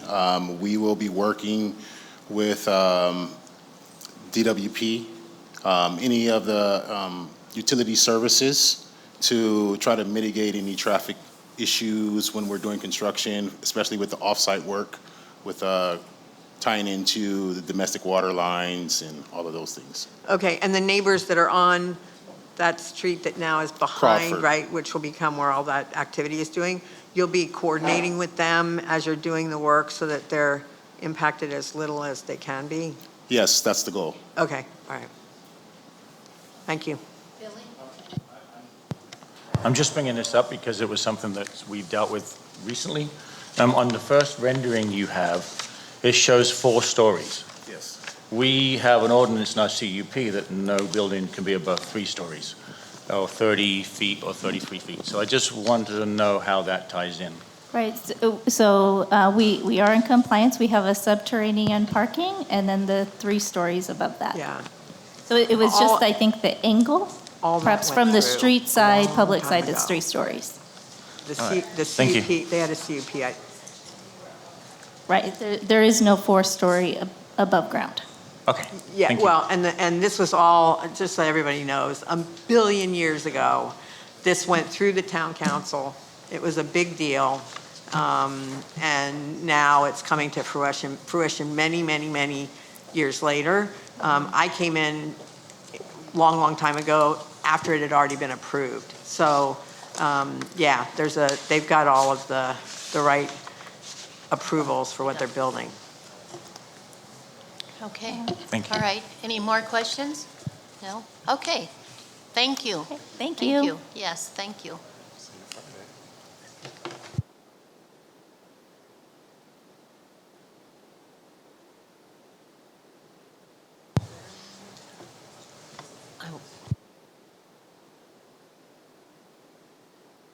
Okay, we're going to move right along to our community reports. Can we have Parks and Rec, Guillermo Portillo? Portillo. Yes. Hi, everybody. So just to kind of give you an update with regards to Parks and Rec, Loma Alta Park, we do have our Farmers Market concert, so it's going to be taking place on September 29th. We're going to actually be partnering up, and we're going to be hosting our Hispanic Heritage event that day. So come out. We're going to have a Flamenco Souls, it's a Latin band. In addition, we are going to be playing loteria, giving out prizes, having some food for everybody, free of charge. So we're going to have horchata, pan dulce, champurrado, some specialty macaroons, and then we're going to be doing arts and crafts with the kids. In addition, we actually are partnering with the Altadena Library, so they're going to bring their van and do a couple of activities with the kids. Another important event we are going to be having soon is actually our Girls Empowerment Conference. So that's actually open to the entire county of LA. It's going to be on October 7th from 10 a.m. to 3 p.m. at East LA College. So they're going to have a couple of workshops specifically for women. They're going to have STEAM. They're going to have discussion groups regarding dating, peer pressure, mental health, and entrepreneurship. So any of the girls that are interested in registering, I left a flyer out there. Just scan the QR code. And we are providing transportation that day. So everybody would meet up at Loma Alta Park at 9 a.m. So it's first come, first serve for the first 56 spots. Mm-hmm. And then another event that's coming up actually is going to be the Altadena's Community Garden Annual Picnic. That's actually going to be on September 30th from 12 p.m. to 6 p.m. They're going to have barbecue, live music, different types of entertainment. Parks and Rec is actually going to host a table at the event. So we're going to have a Everybody Plays program during that day. And then just to kind of recap, the last 2 weeks, we did have our community meeting for everybody. So that was actually a really important meeting just because it actually gave opportunity for all of the residents to communicate what is it that they want to see in our programs. So the way that the county is actually trying to prepare for their budget is by getting enough feedback from the community so that starting from January to March, they can start planning for the next fiscal year and then include them. So I left on the table back there a couple of pages. You basically would scan the QR code and you can put your input on with regards to what you want to see at our parks. So if you want to see more pickleball courts or you guys want to see a dog park or any of that, that's actually a perfect opportunity. It won't be done, as soon as tomorrow, but just give it some time. They do want to get the feedback. So the more feedback we get, the more reassurance the county can see with those type of programs. And then last but not least, I do want to introduce actually our new supervisor. So this is Charles Carter. If you want to give yourself. Good evening, everyone. Again, thank you guys for having us. Just a brief introduction. Prior to working with Los Angeles County, I worked for the city of Pasadena roughly for 7.5 years. While working with the city of Pasadena, I also was a basketball coach at Arcadia High School. And I also help facilitate a basketball program in Lower San Gabriel, all the way from Arcadia to the city of Alhambra. Again, now that I've been working with Los Angeles County, I'm working now on my second tenure. And again, just being a supervisor, my goal here for the community is to make sure whatever programs have been thriving, make sure those programs still are going well. And then anything that would need some assistance or fine tuning, like my manager Guillermo said, making sure that we communicate with our patrons and make sure that we follow up with our surveys so we can implement anything necessary moving forward. And currently, as far as the programs that we're offering for our youth, starting October 2nd, we have a cheer program. That's a co-ed program. We have 3 different divisions that we're offering. The youngest age group is from 5 to 7, and then our oldest age group caps out at 12 and 13. Currently, right now, we have our soccer program for our fall sports. This past week, on Thursday, the 14th, we conducted our first evaluations for our kids. So we reached out to patrons and all of our registered participants just to let them know of our upcoming events. They came out Thursday. We had a great turnout. Roughly about 28 kids showed up. So we're still expecting roughly about another 10 more kids that did not show up. And again, our practices will always be conducted on Thursdays, roughly at 5 p.m. And then our games will fluctuate given the time, but our games will always be on Saturdays. And then currently right now, our gymnasium is closed for resurfacing. They're resurfacing the gym floor for the maintenance, but looking forward to our gym opening the first week of October, and that'll be October 2nd. And again, thank you guys. Charles, what's your last name? My last name is Carter. Thank you. Thank you and welcome aboard. Thank you. Thank you, Guillermo. Okay, we move on to Nikki Winslow, our great library. All right, good evening, council members, community members, anybody that's watching online. I wanted to start out tonight by saying Happy Hispanic and Latinx Heritage Month. Check out our library website for featured books and authors celebrating this important month. There's also a reading challenge that we're featuring right now for the kids. So visit the library, either the website or one of our library branches to have kids participate in Hispanic heritage. So our only upcoming library closure is on Friday, October 6th for Staff Development Day. Typically we close for what is considered Columbus Day or Indigenous Peoples Day, but we decided to move it this year so that we can take our library staff on the road. We're actually going to go visit other library sites to get ideas and inspiration for our 2 library design and renovation projects. Each manager has their own team of staff, so 6 managers times 3 branches each. We're going to see a lot of Southern California libraries. So excited about that, but did want to let everyone know we will be closed Friday, October 6th, and we will be open on Monday, October 9th, which is normally when we would have been closed. We do currently have 2 requests for proposals open right now. We went out to contract to look for legal services. We do have general counsel that we contract with, but it's been over 5 years. So if you know of a firm that might be interested in applying, encourage them to visit bidnet.com, which is where we post our RFPs. We're also looking for professional development consultant services. Again, in due diligence to go out for contracts every couple of years to do competitive bidding. So if you know of any firms that might be interested, please steer them our way. Building projects updates. I just wanted to start out by saying thank you to Diane Markison and our other council members that are helping move this process along. We are moving forward now with the conditional use permit process with LA County. Hopeful to have that sometime. It says October, November. It's probably more like November or December. The plan is to meet with the Land Use Committee in the beginning of October and give a full presentation to the Town Council next month. So excited about that. We're also continuing to work on design documents for the main library, as well as search for an alternate site.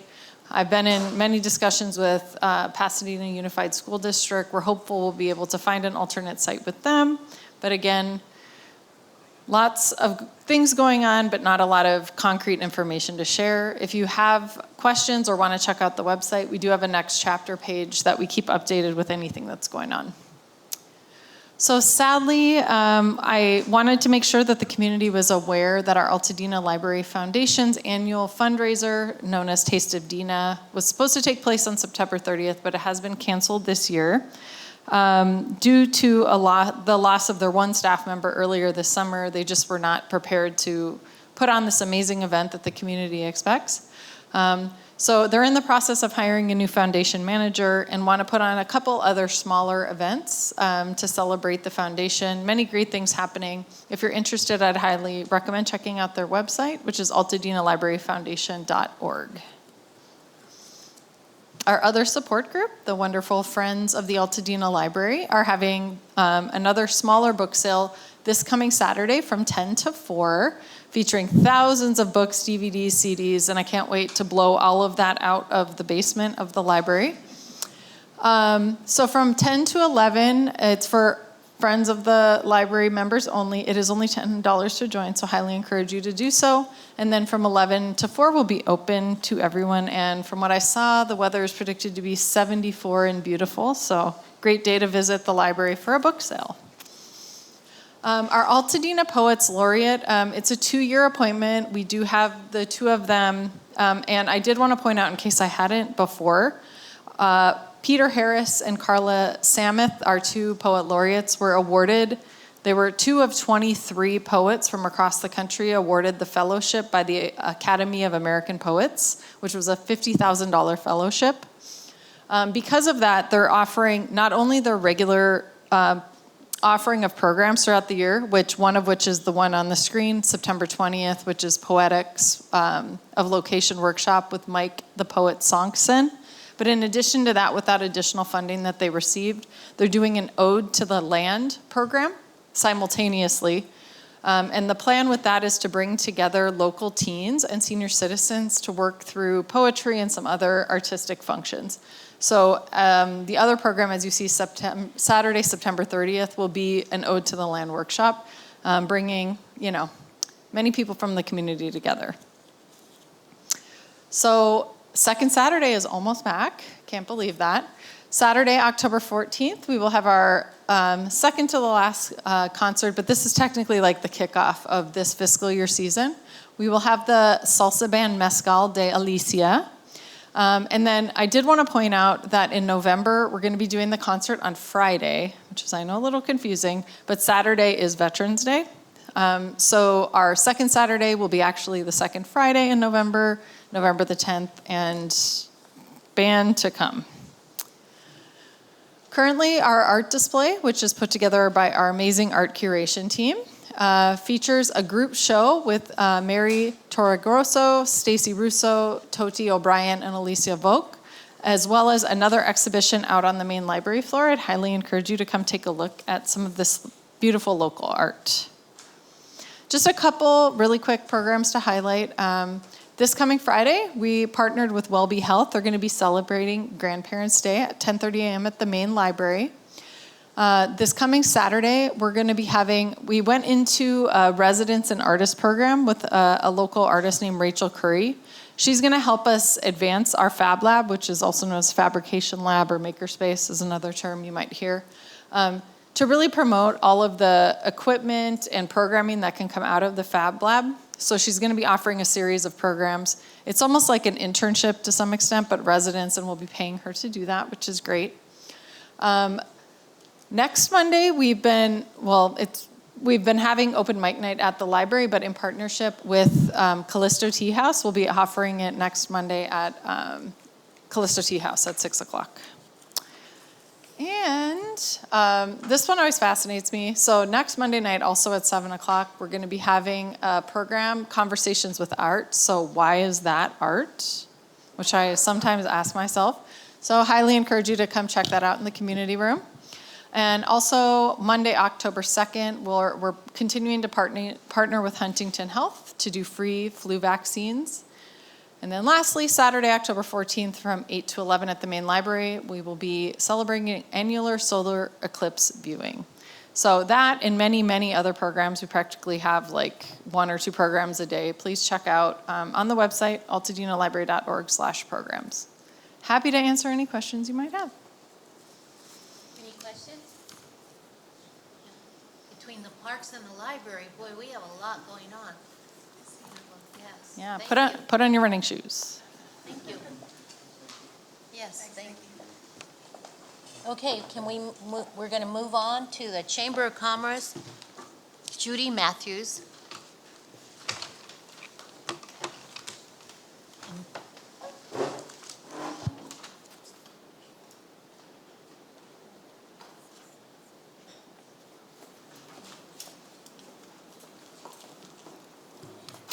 Good evening, Council and the community. In lieu of time,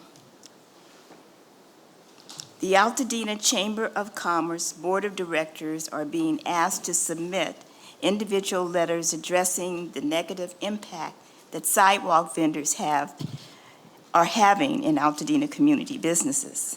The Chamber of Commerce focuses on the needs of the local business community. The Chamber stands up for the rights of businesses, connecting entrepreneurs and federal officials, and advocating for policies that help grow rather than hold our businesses back. The implementation of ordinances that address the immediate concerns through a collaborative and inclusive approach to street vendors can balance the needs of the brick and mortar businesses, residents, and consumers while expanding economic opportunity, safety. That's part of my report. And I would like to end with, please refer to the Altadena Chamber website for all upcoming events and how to attend the open session board meeting that is the first Tuesday of each month. subject to a holiday. I suggest that you definitely do that. It's a lot of information we have. Thank you. And Judy, before you go, I just want to make it clear that the chamber is not writing a letter. You're asking Individuals. the board, individuals to write letters. Yes. Okay, thank you.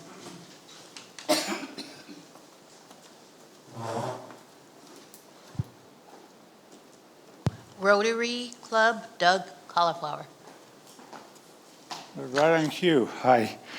Thank you for having me. I just wanted to share a couple of things. When Rotary comes up in conversation I'm involved with, I often hear, what is Rotary? Briefly, Rotary is a service organization of nearly 1.4 million members in every corner of the globe. Our 46,000 plus clubs work together as problem solvers who see a world where people unite and take action to create lasting change across the globe, in our communities, and in ourselves. Rotary focuses on 7 primary areas of service, which are to promoting peace, fighting disease, providing clean water, sanitation, and hygiene, programs for mothers and children, supporting education, growing local economies, and protecting the environment. Most clubs focus primarily on activities within their own primary communities, within their own community. For example, the Rotary Club of Altadena's primary community service project is the production of our annual summer concert series at Farnsworth Park. However, Rotarians have many opportunities to get involved in international projects all over the world. Our club recently partnered with some other clubs to purchase an ambulance for a small rural hospital in Nepal, a very exciting and rewarding project. The Rotary Club of Altadena will celebrate our 75th anniversary in February of 2024. The public will be welcome and invited to join us. And then I just wanted to add to, I know Captain Williams mentioned a pancake breakfast that is coming up. I just wanted everybody to know that our club underwrites the entire cost of that breakfast. So the beneficiaries that he mentioned, 100% of all the money collected goes to those beneficiaries. And there are these flyers are on the back table. There is a QR code where you can buy your tickets if you like, and we hope to see you on October 7th. And if I've piqued anybody's interest and you have more interest, you can go visit Rotary International at rotary.org or our club's website at altadenarotary.org. Thank you. Thank you, Doug. And just, I have tickets too. You can contact me and I have tickets. I know, I was supposed to bring them tonight. They're in my mailbox, but I have them. So if you want them. Can I just mention, because this was what Veronica did last year, feel free to purchase tickets and give them away. Like, it's a good way to support the community. It's a good way, if you know somebody who might like a breakfast, feel free to buy the tickets and then donate them to somebody who might want a breakfast. Exactly, exactly. And it's a fun breakfast. It's fun. Okay, can we have ACAB? Pat? Yes, you can. Okay. And this is so short, I don't even have to get up. For those of you that want to know what in the dickens ACAB may be doing, right now we are in the process of getting bids on some things for this building. 3 things. One has got to do with the sound system, receivers and microphones. 2 would be lighting. And 3 would be something to fix those curtains. Yeah. New curtains, because well, they've been here a while. Okay. That's it. Thank you, Pat. Okay, ACAB is keeping us in shape here. Okay, we want to move on to our committee reports. We have land use, and Diane Markison is the chair of our land use. She will introduce the project. Yes, and I will in just a minute. I wanted 2 things I wanted to just mention real quickly. This picnic that's going on, the West San Gabriel Valley Plan people will be there to sort of be starting talking about that project. There's a project that they just finished, the East San Gabriel Valley Plan, which we can put a link to on our website if we want to, but anybody that wants to give input of how Altadena should develop in the next 20 years, this is where the first place they're going to be doing that. I think they're also doing one at the library, and then they're going to be coming to town council. Okay. The second thing, real quickly, is that the reconstruction of Washington Boulevard and Altadena Drive, that project has raised its head again, and they will be coming to the I'll get there, October land use meeting. So anybody that's interested in hearing about that, it won't be happening until next summer, I think, so don't panic. But we'll also try to get it on the town council meeting if we can. So that, okay. Now, we're going to do the Nancy's Greek Cafe that we voted on and recommended approval with conditions 2 weeks ago at the land use meeting. And I'm going to let Nick go ahead and take over from there. Great. This will be a quick review. Brett, I'll bring you up in a minute to introduce the project real quick. Just for record, it's CUP number RPP L2022007398, project number PRJ 2022-002226. This is the establishment at 761 and 763 East Altadena Drive, known as Nancy's Greek Cafe. They are requesting the sale of a full line of alcoholic beverages for on-site consumption at the existing restaurant. In conjunction, they are looking to add a patio seating area in the courtyard between the buildings. The committee received the plans and relevant materials in late July. There have been no changes. I sent them out to everybody again last week. Everybody's seen them and hopefully reviewed them and the proposed conditions. Billy's going to help me out later on with the motion. Brett, why don't you come up and give us a quick overview?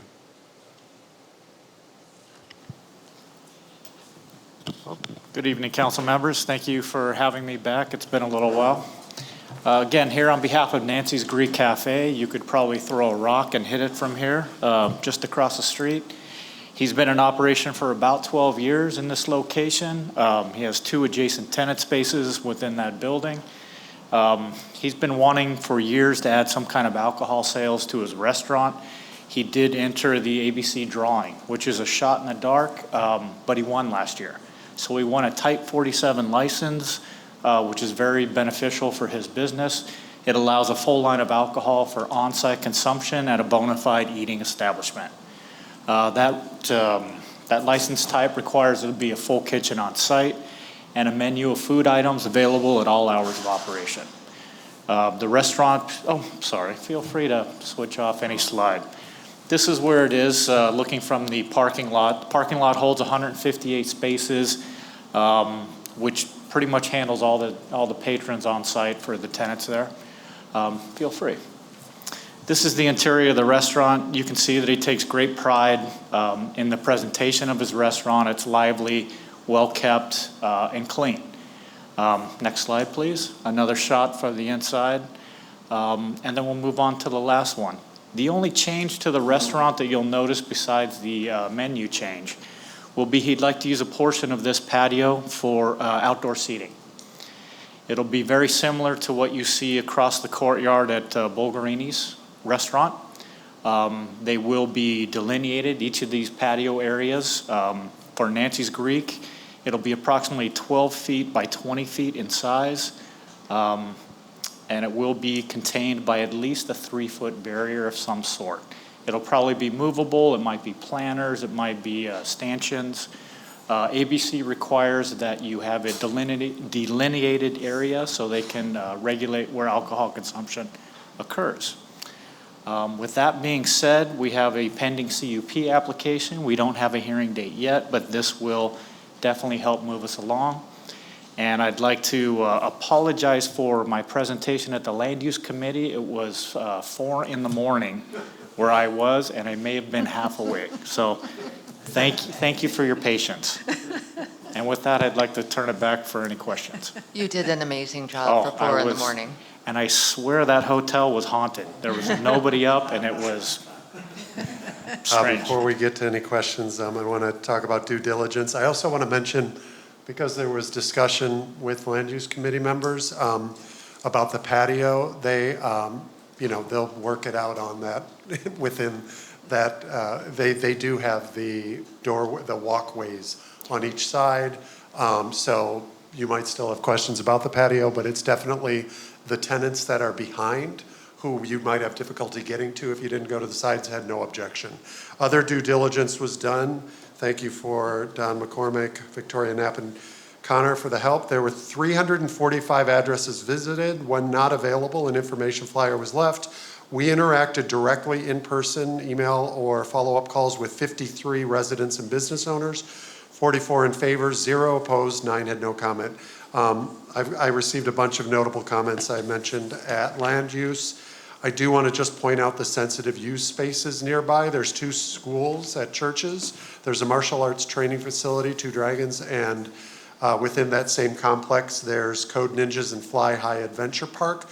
They were all interacted with, all were positive and in favor. We had comments, I don't need to go through them, but all of them commented with big thumbs up. The applicants reviewed the conditions and agreed to them. Yep. And Billy will read the motion and conditions and we'll take some questions. Yep. He'll read it first, right? Okay. Okay, I'm going to read the motion into record.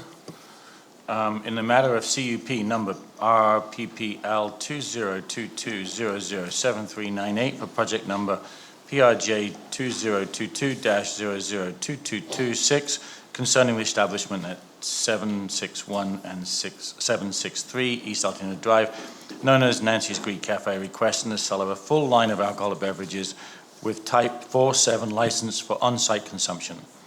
I move that the Altoona Town Council recommends approval with the following conditions. 1, the sale of a full line of alcohol beverage pursuant to license type 47 shall be from 10 a.m. to 10 p.m. from Sunday through Thursday and 10 a.m. to 11 p.m. on Fridays and Saturdays. No alcohol shall be served on the site beyond 10 p.m. from Sunday through Thursday and 11 p.m. on Friday and Saturday. Any unfinished serving already being consumed at the time shall be consumed within 60 minutes of the last permitted time to serve alcohol at the site. 2, all regulations of the state of California prohibiting the sale of alcoholic beverages to minors shall be strictly enforced. 3, the permittee shall post or otherwise provide telephone numbers of local law enforcement agencies and taxi companies at or near the cashier or similar public service area. Such telephone numbers shall be visible by and available to the general public. 4, there shall be no consumption of alcohol beverages outside the designated areas of the subject facility. The permittee shall instruct all designated employees who directly serve or are in the practice of selling alcoholic beverages regarding this restriction. 5, the permittee shall develop and implement a designated driver program, i.e. free soft drinks or coffee to a designated driver of a group. The permittee shall submit the program to the Director of Planning for approval prior to the approval of the CUP. All employees shall be trained on the program. A printed 2-sided card explaining this program shall be placed on all tables in the restaurant, or a notice regarding the program shall be printed on the menu. 6, all servers of alcoholic beverages must be at least 18 years of age. 7, live entertainment will be limited to a maximum of 3 performers. 8, there will be no amplification of live performers. 9, no dancing or dance floor is authorized in or outside the premises. 10, there should be no music or other noise audible beyond the restaurant premises. The restaurant will comply with all LA County noise ordinance provisions. 11, not less than 51% of the income from the business enterprise shall be derived from the sale of food and non-alcoholic beverages. The business owners shall at all times maintain records which reflect separately the gross sales of food and the gross sale of alcoholic beverages. Said records shall be available to the Los Angeles County Department of Regional Planning, the Department of Alcohol Beverage Control, or the Los Angeles County Sheriff's Department upon demand. 12, food service shall be continuously provided during operating hours. 13, no service of alcoholic drinks will be done in disposable cups of any type. 14, the outdoor seating area shall be clearly defined and follow all ABC rules for outdoor areas. 15, access to all suites will remain clear with a minimum walkway width of 5 feet or fire code allowance. 16, a trash can shall be provided in the outdoor area and emptied regularly. 17, no cooking or food preparation will be allowed on the patio area. 18, there shall be no display of alcoholic beverages from coolers or refrigerations other than restaurant-style coolers.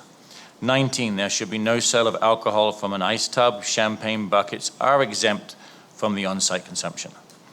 20, the permittee and/or managers and designated employees of the establishment who directly serve or are in the practice of selling alcohol beverages shall participate in the LEAD, License Education and Alcohol and Drugs Program. All new designated employees shall be required to attend. The licensee shall display a certificate or plaque in the publicly accessible areas of the establishment, such as the lobby, indicating they have participated in the program. Proof of completion of facility training program by employees, the license and all managers shall be available upon request. 21, alcohol beverages for on-site consumption shall be sold to customers only when food is ordered and consumed. 22, there will be no alcoholic beverages sold for off-site consumption. That's the motion. Thank you, Billy. Diane, I guess we're ready for questions or public comment. We need a second on the motion. Oh, sorry. I second. Now we are.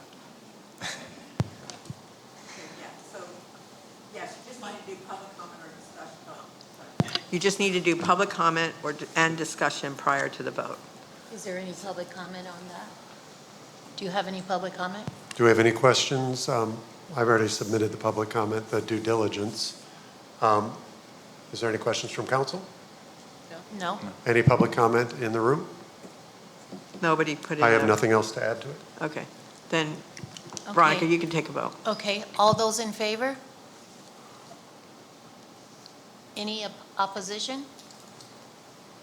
Any abstentions? The motion carries. I just want to say, there's so many conditions, I don't know, that doesn't sound like a fun place.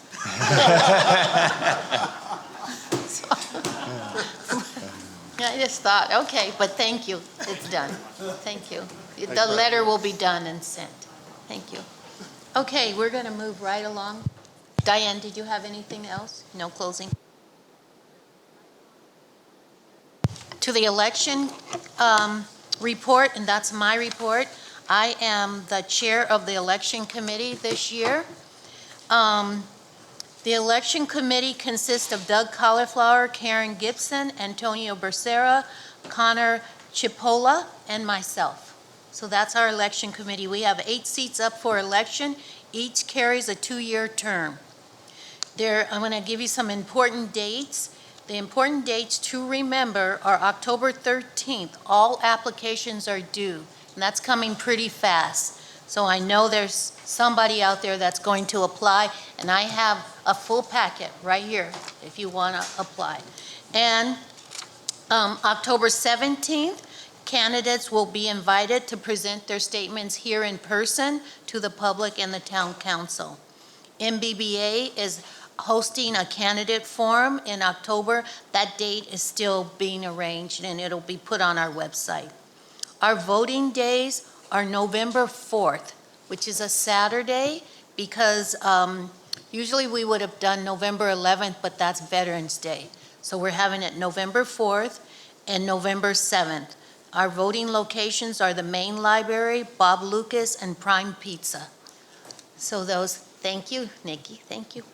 And December 19th, newly elected council members will be sworn in and take their seat right up here. So I'm hoping that we have some interest, a lot of interest. It's important to remember that the next few years will be groundbreaking in many ways for Altadena. The town council will be busy in the upcoming years with many issues and changes that are facing our community. Altadena will be dealing with 4-story buildings, the long process of what happens to the Nuccios property, businesses being faced with new competition such as illegal pop-up stands, the renovation of Charles White Park, new businesses requesting liquor license. That's just to name a few of the things we'll be facing. And there are all the other projects that we don't know about. Altadena is rapidly changing. So please consider being a part of this change by putting your skills and expertise to work on the town council. All the dates and necessary information can be found on our website as of tomorrow. Okay, council, I am going to make a motion that you accept the election rules that I sent out to you. I did have to change the dates. The dates were December on the election rules, and I had to change them to November. There was a December date, now it's November 17th. It's on page 4 of the election rules. All those December dates were changed to November dates. So that's my motion. The motion has been seconded. Is there any discussion? Okay, we'll take a vote. All those in favor of the 2023 election rules? Everybody. Okay, motion carries. Thank you. Okay, so we move right along on to the next item on the agenda, which is our Communication Committee. Councilmember Arzan. Thank you. The Communication Committee is continuing to do a number of projects, but I just want to focus on one tonight. I do want to thank Connor for taking over the Unhoused Initiative. I'm really excited to see that happen. And I have one of the resident leaders here. We have over 20 residents and council members part of our committee. We're always welcoming more if anybody's interested. But one of the leaders is here. Isis, if you could come up to the podium. This is Isis Molden. Isis has been tasked with kind of heading up our internship, our high school internship program, and turning it over to the interns themselves. Thanks, Isis. Thank you for having me. I'd like to give you an update on our internship program. This past summer, nearly 200 Pasadena Unified School District juniors from various high schools gained valuable work experience through internships in over 100 organizations. These internships, lasting a minimum of 60 hours, provided practical skills by contributing to the community. The Altadena Town Council participated in the summer internship program with 2 interns, Chloe Sarlant and Sky Corey, both part of the Law and Public Service Academy at Pasadena High School. The Altadena Town Council tailored its summer internship program towards their interests in public service, supporting their journey to success in creating public awareness campaigns to inform and educate the public about upcoming elections and expanding student-run opportunities among the Altadena Town Council. The Altadena Town Council's summer internship was so successful that we plan to expand into the fall and spring semesters with the support of Pasadena Unified School District, local charities, and nonprofits. Our expanded program objective is to foster fresh perspectives that can lead to innovative solutions for the Altadena Town Council, become a reputable talent pipeline for future students and interns and volunteers, provide hands-on experience and skills-building opportunities that interns can apply in real-world situations, increase productivity, relieving Town Council members to focus on high-level responsibilities, and most importantly, help foster diversity and inclusion among public service opportunities. For more information regarding opportunities to our local youth, or if you have opportunities for our local youth, please email atcstudentintern@gmail.com. Thank you. Wow, I'm always amazed. That's They're doing a lot. That's Did you good. have something that I wanted to have you present the chair? Yes, for our participation for the summer internship program, the PUSC had a ceremony at Brookside Park 3 weeks ago, and they recognized Altadena Town Council and their participation and support of the students. Thank you. Wow, thank you. And we do all of that without a budget. It's amazing. Okay, thank you for that. Okay, and now we have our Safe Streets Committee. Councilmember Wong. Thank you, Chair Jones. So the Safe Streets Committee focuses on safe, active, healthy streets. That's the short description. This is a community-driven committee, representative of all census tracts, all modes and abilities is the goal. So the meetings occur on the 4th Thursday of each month. So our next meeting will be September 28th at 7 p.m. via Zoom. You can find the information on how to sign up online at altadenatowncouncil.org, Safe Streets. So I just wanted to report quickly, we had an amazing first ever pop-up traffic safety event focusing on safety around Loma Alta Park, which was a great event, collaboration with all of the the parks, including the community garden. We had Two Dragons Martial Arts come out, Badon Tennis, doing tennis clinic. Highway Patrol, as you heard, helped do helmet giveaways and safety. All of this at the Altadena Neighborhood Farmers Market at the same time. So that led us, and moving forward, this October will be maybe the third or fourth Walk to School Day in Altadena. This year, there are 8, maybe 9 schools participating in California Clean Air Day, Walk to School Day, October 4th, and it's actually moving over into October 5th. So we'll be talking about that at our meeting coming up, and we'll post information online. Any school can get involved, Walk and Roll to School Day. And I won't take up too much time there, but it's an exciting time. And also the Bicycle Master Plan will be going into phase 2, which I won't talk about now. Learn more. Safe Streets, Altadena. It's out of order, but I did want to remind the council members the welcome pack that the Communication Committee produces. I sent you all your lists. If you can pick any up or let me know if you're unable to deliver them to new homeowners, I would happily do it for you. And we're working on Census Tract 4613. Thank you, Dorothy, for your report, and thank you for that reminder. Okay, now we're going to go to our general public comment. Okay, we have a number of public comments, and so comments will be limited to 2 minutes. I'm going to call, we've got them in several groups, so I'm going to call some folks up to begin with. I wanted to start with John Harabedian. And thank you all for waiting. We're so glad that you're here, and we're here to hear from you.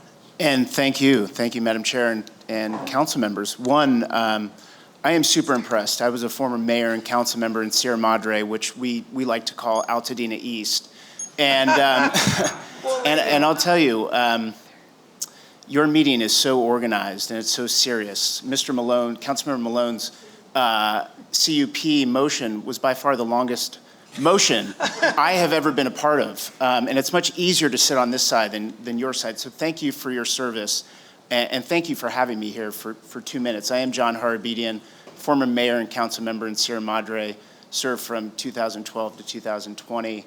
Born and raised here, born at Huntington Hospital, grew up in Sierra Madre my whole life, and my wife and my 3 kids now live in Pasadena. So I'm a sellout. I moved out of Sierra Madre, and I'm raising my kids, my 3 boys, there in Pasadena. And I'm running for the Assembly District, District 41, that Chris Holden, our Assembly member, represents. And I'm going to work very hard over these next couple months to meet all of you, to meet everyone here, to meet everyone in Altadena, and hopefully be your next Assembly member. And I'm running because of the same reason that you are council members. We believe in protecting our neighborhoods and protecting the quality of life in the neighborhoods that we grew up in and that we now live, and making sure things like public safety and basic humanity are provided on every government level.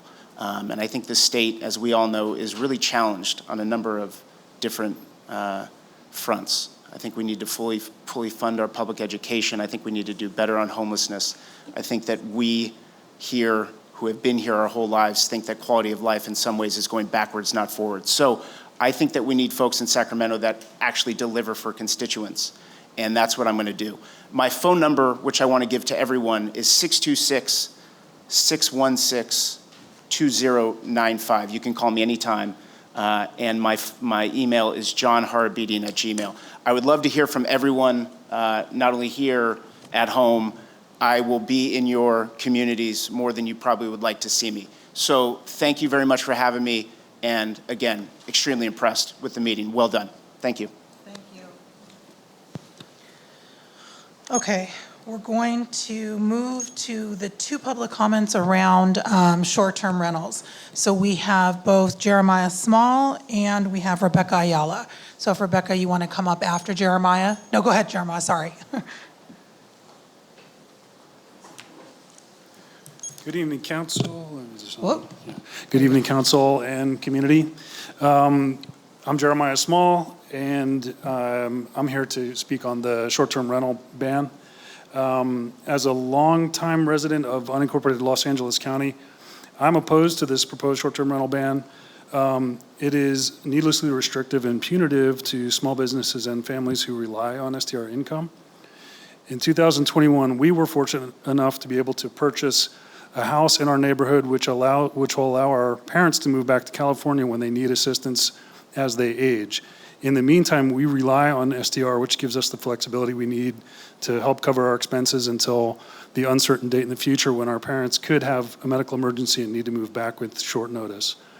Our Altadena neighbors have been widely appreciative of the option to have out-of-town friends and family stay nearby rather than having to commute from generic hotel experience in Pasadena during their visits.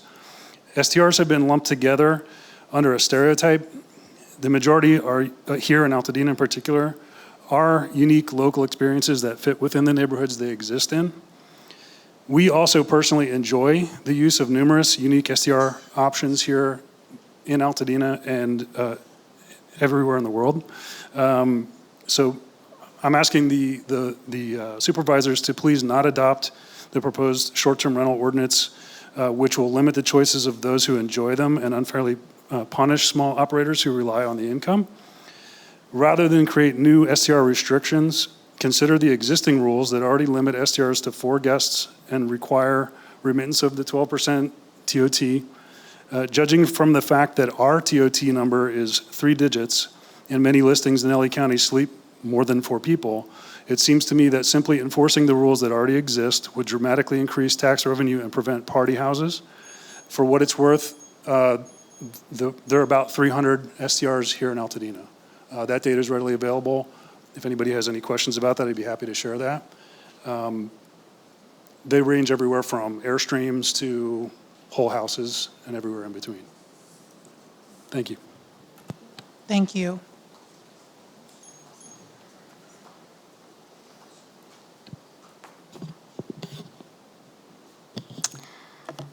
Good evening, everyone. My name is Becca Ayala, and I'm a policy analyst and advocate at Better Neighbors LA, a coalition of hosts, tenants, housing activists, hotel workers, and community members.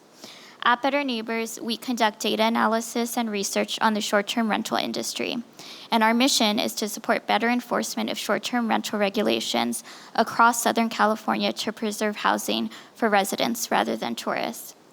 In the city of LA, we have seen how short-term rentals have contributed to increases in housing costs, displacement, and issues with noise and nuisance. One tactic we have seen hosts use to evade enforcement is the bait and switch method.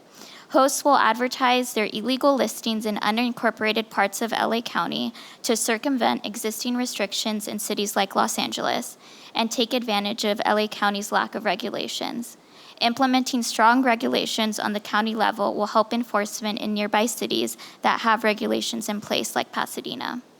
Better Neighbors supports the county's proposed short-term rental regulations because they maintain a balance of preserving housing while providing homeowners and renters with a pathway to continue using their primary residences for extra income. In unincorporated Altadena, there are 182 unhosted short-term rentals, meaning no host is on site, and 59 hosted rentals, meaning a host lives on site and will be able to continue to operate to make ends meet while not taking up any additional housing stock. This ordinance ensures that the primary function of these homes continues to be housing and that any home sharing activities remain a secondary use. Over 550 unhosted units in Supervisor District 5 could return to the market as long-term housing if this ordinance goes into effect. Residents in unincorporated LA County need and deserve the same protections as other cities. Thank you. And I sent you all an email with a coalition letter and some data points as well. And I'm happy to answer any questions after the meeting. Thanks. Tom Riley, there you are. Good evening, Council and public. I'm here just to kind of echo some things that Dorothy and I have been working on, safe walking and biking in the Altadena area. I'm Tom Riley. I've lived here since about 2015.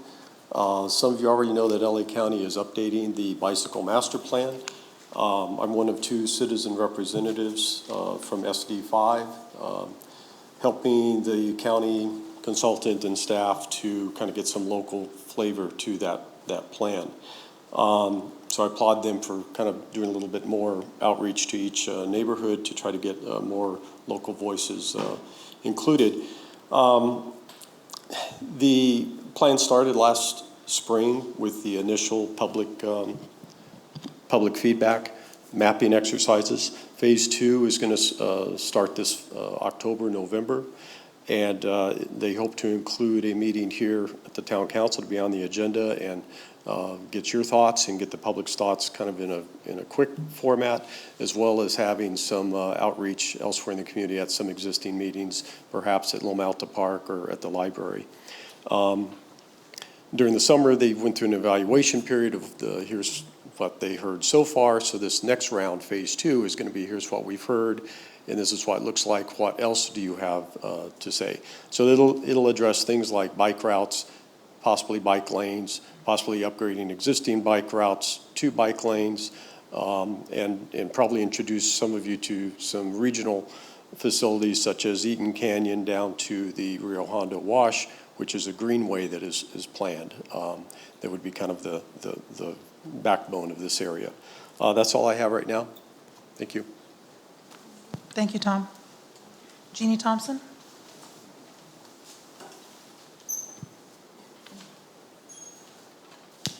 And then Jay Kahn after her, if you're still here.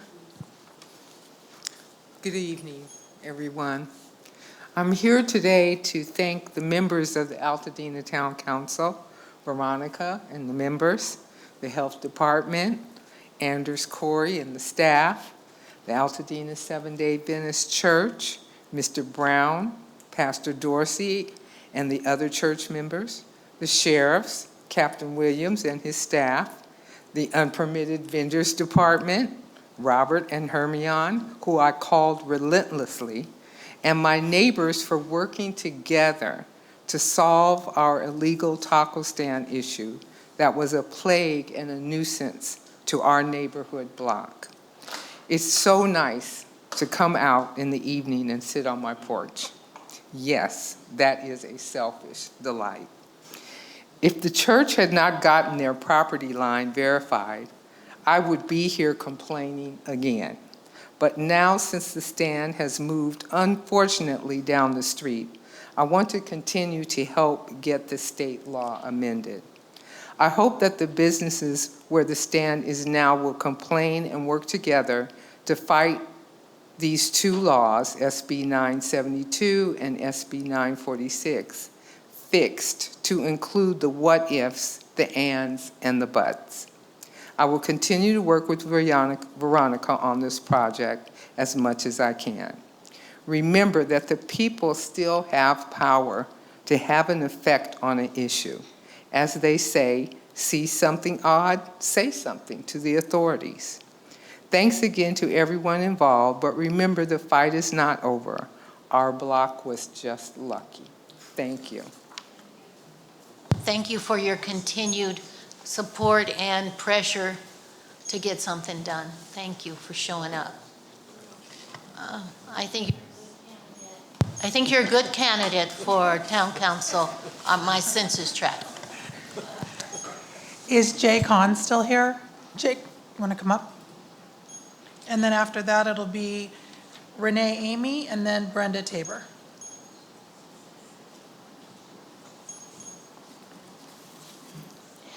I'm speaking before you as a representative of a group of neighbors formed to stop the disruptive noise nuisance of roosters at an abutting property. Although 4 roosters are allowed in Altadena on this size lot, here the rooster population increased to many more through breeding. Over 2 years, our group of 10 neighbors, some of whom are here, submitted 8 petitions to the Animal Control at the Pasadena Humane Society. Pasadena Animal Control came to the site many times, which resulted in 8 citations of setbacks, sanitation, shelter, allowed number, number, and noise. In unincorporated Los Angeles, there is a noise ordinance that prohibits loud, continuous noise during the day and any disruptive noise before 7 a.m. and after 10 p.m. Crowing of roosters violates this noise ordinance, but the owner of these roosters insists he is allowed to have 4 roosters. We are entreating you to change the ordinance that allows residents of Altadena to keep roosters. Currently, on smaller lots, 2 roosters are allowed, and on larger lots, 4 roosters are allowed. Most cities and municipalities do not allow roosters at all due to their incessant crowing from approximately 4 a.m. to approximately 6 p.m.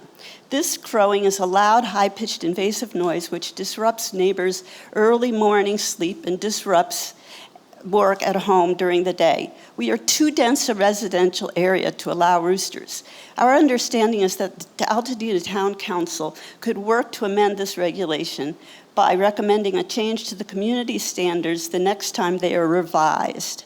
We are asking that you do this and also advise us on other proactive actions so as to avoid frustrating experiences with the ineffective Pasadena Animal Control, which cannot enforce the noise ordinance that should prevent this type of abuse of neighborhood peace and quiet.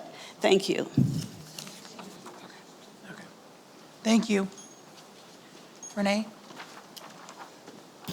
Good evening, everyone. And just in case you all hadn't heard, right around September 30th, which is coming up on 10 days from now, there will be the annual the annual picnic. There we go.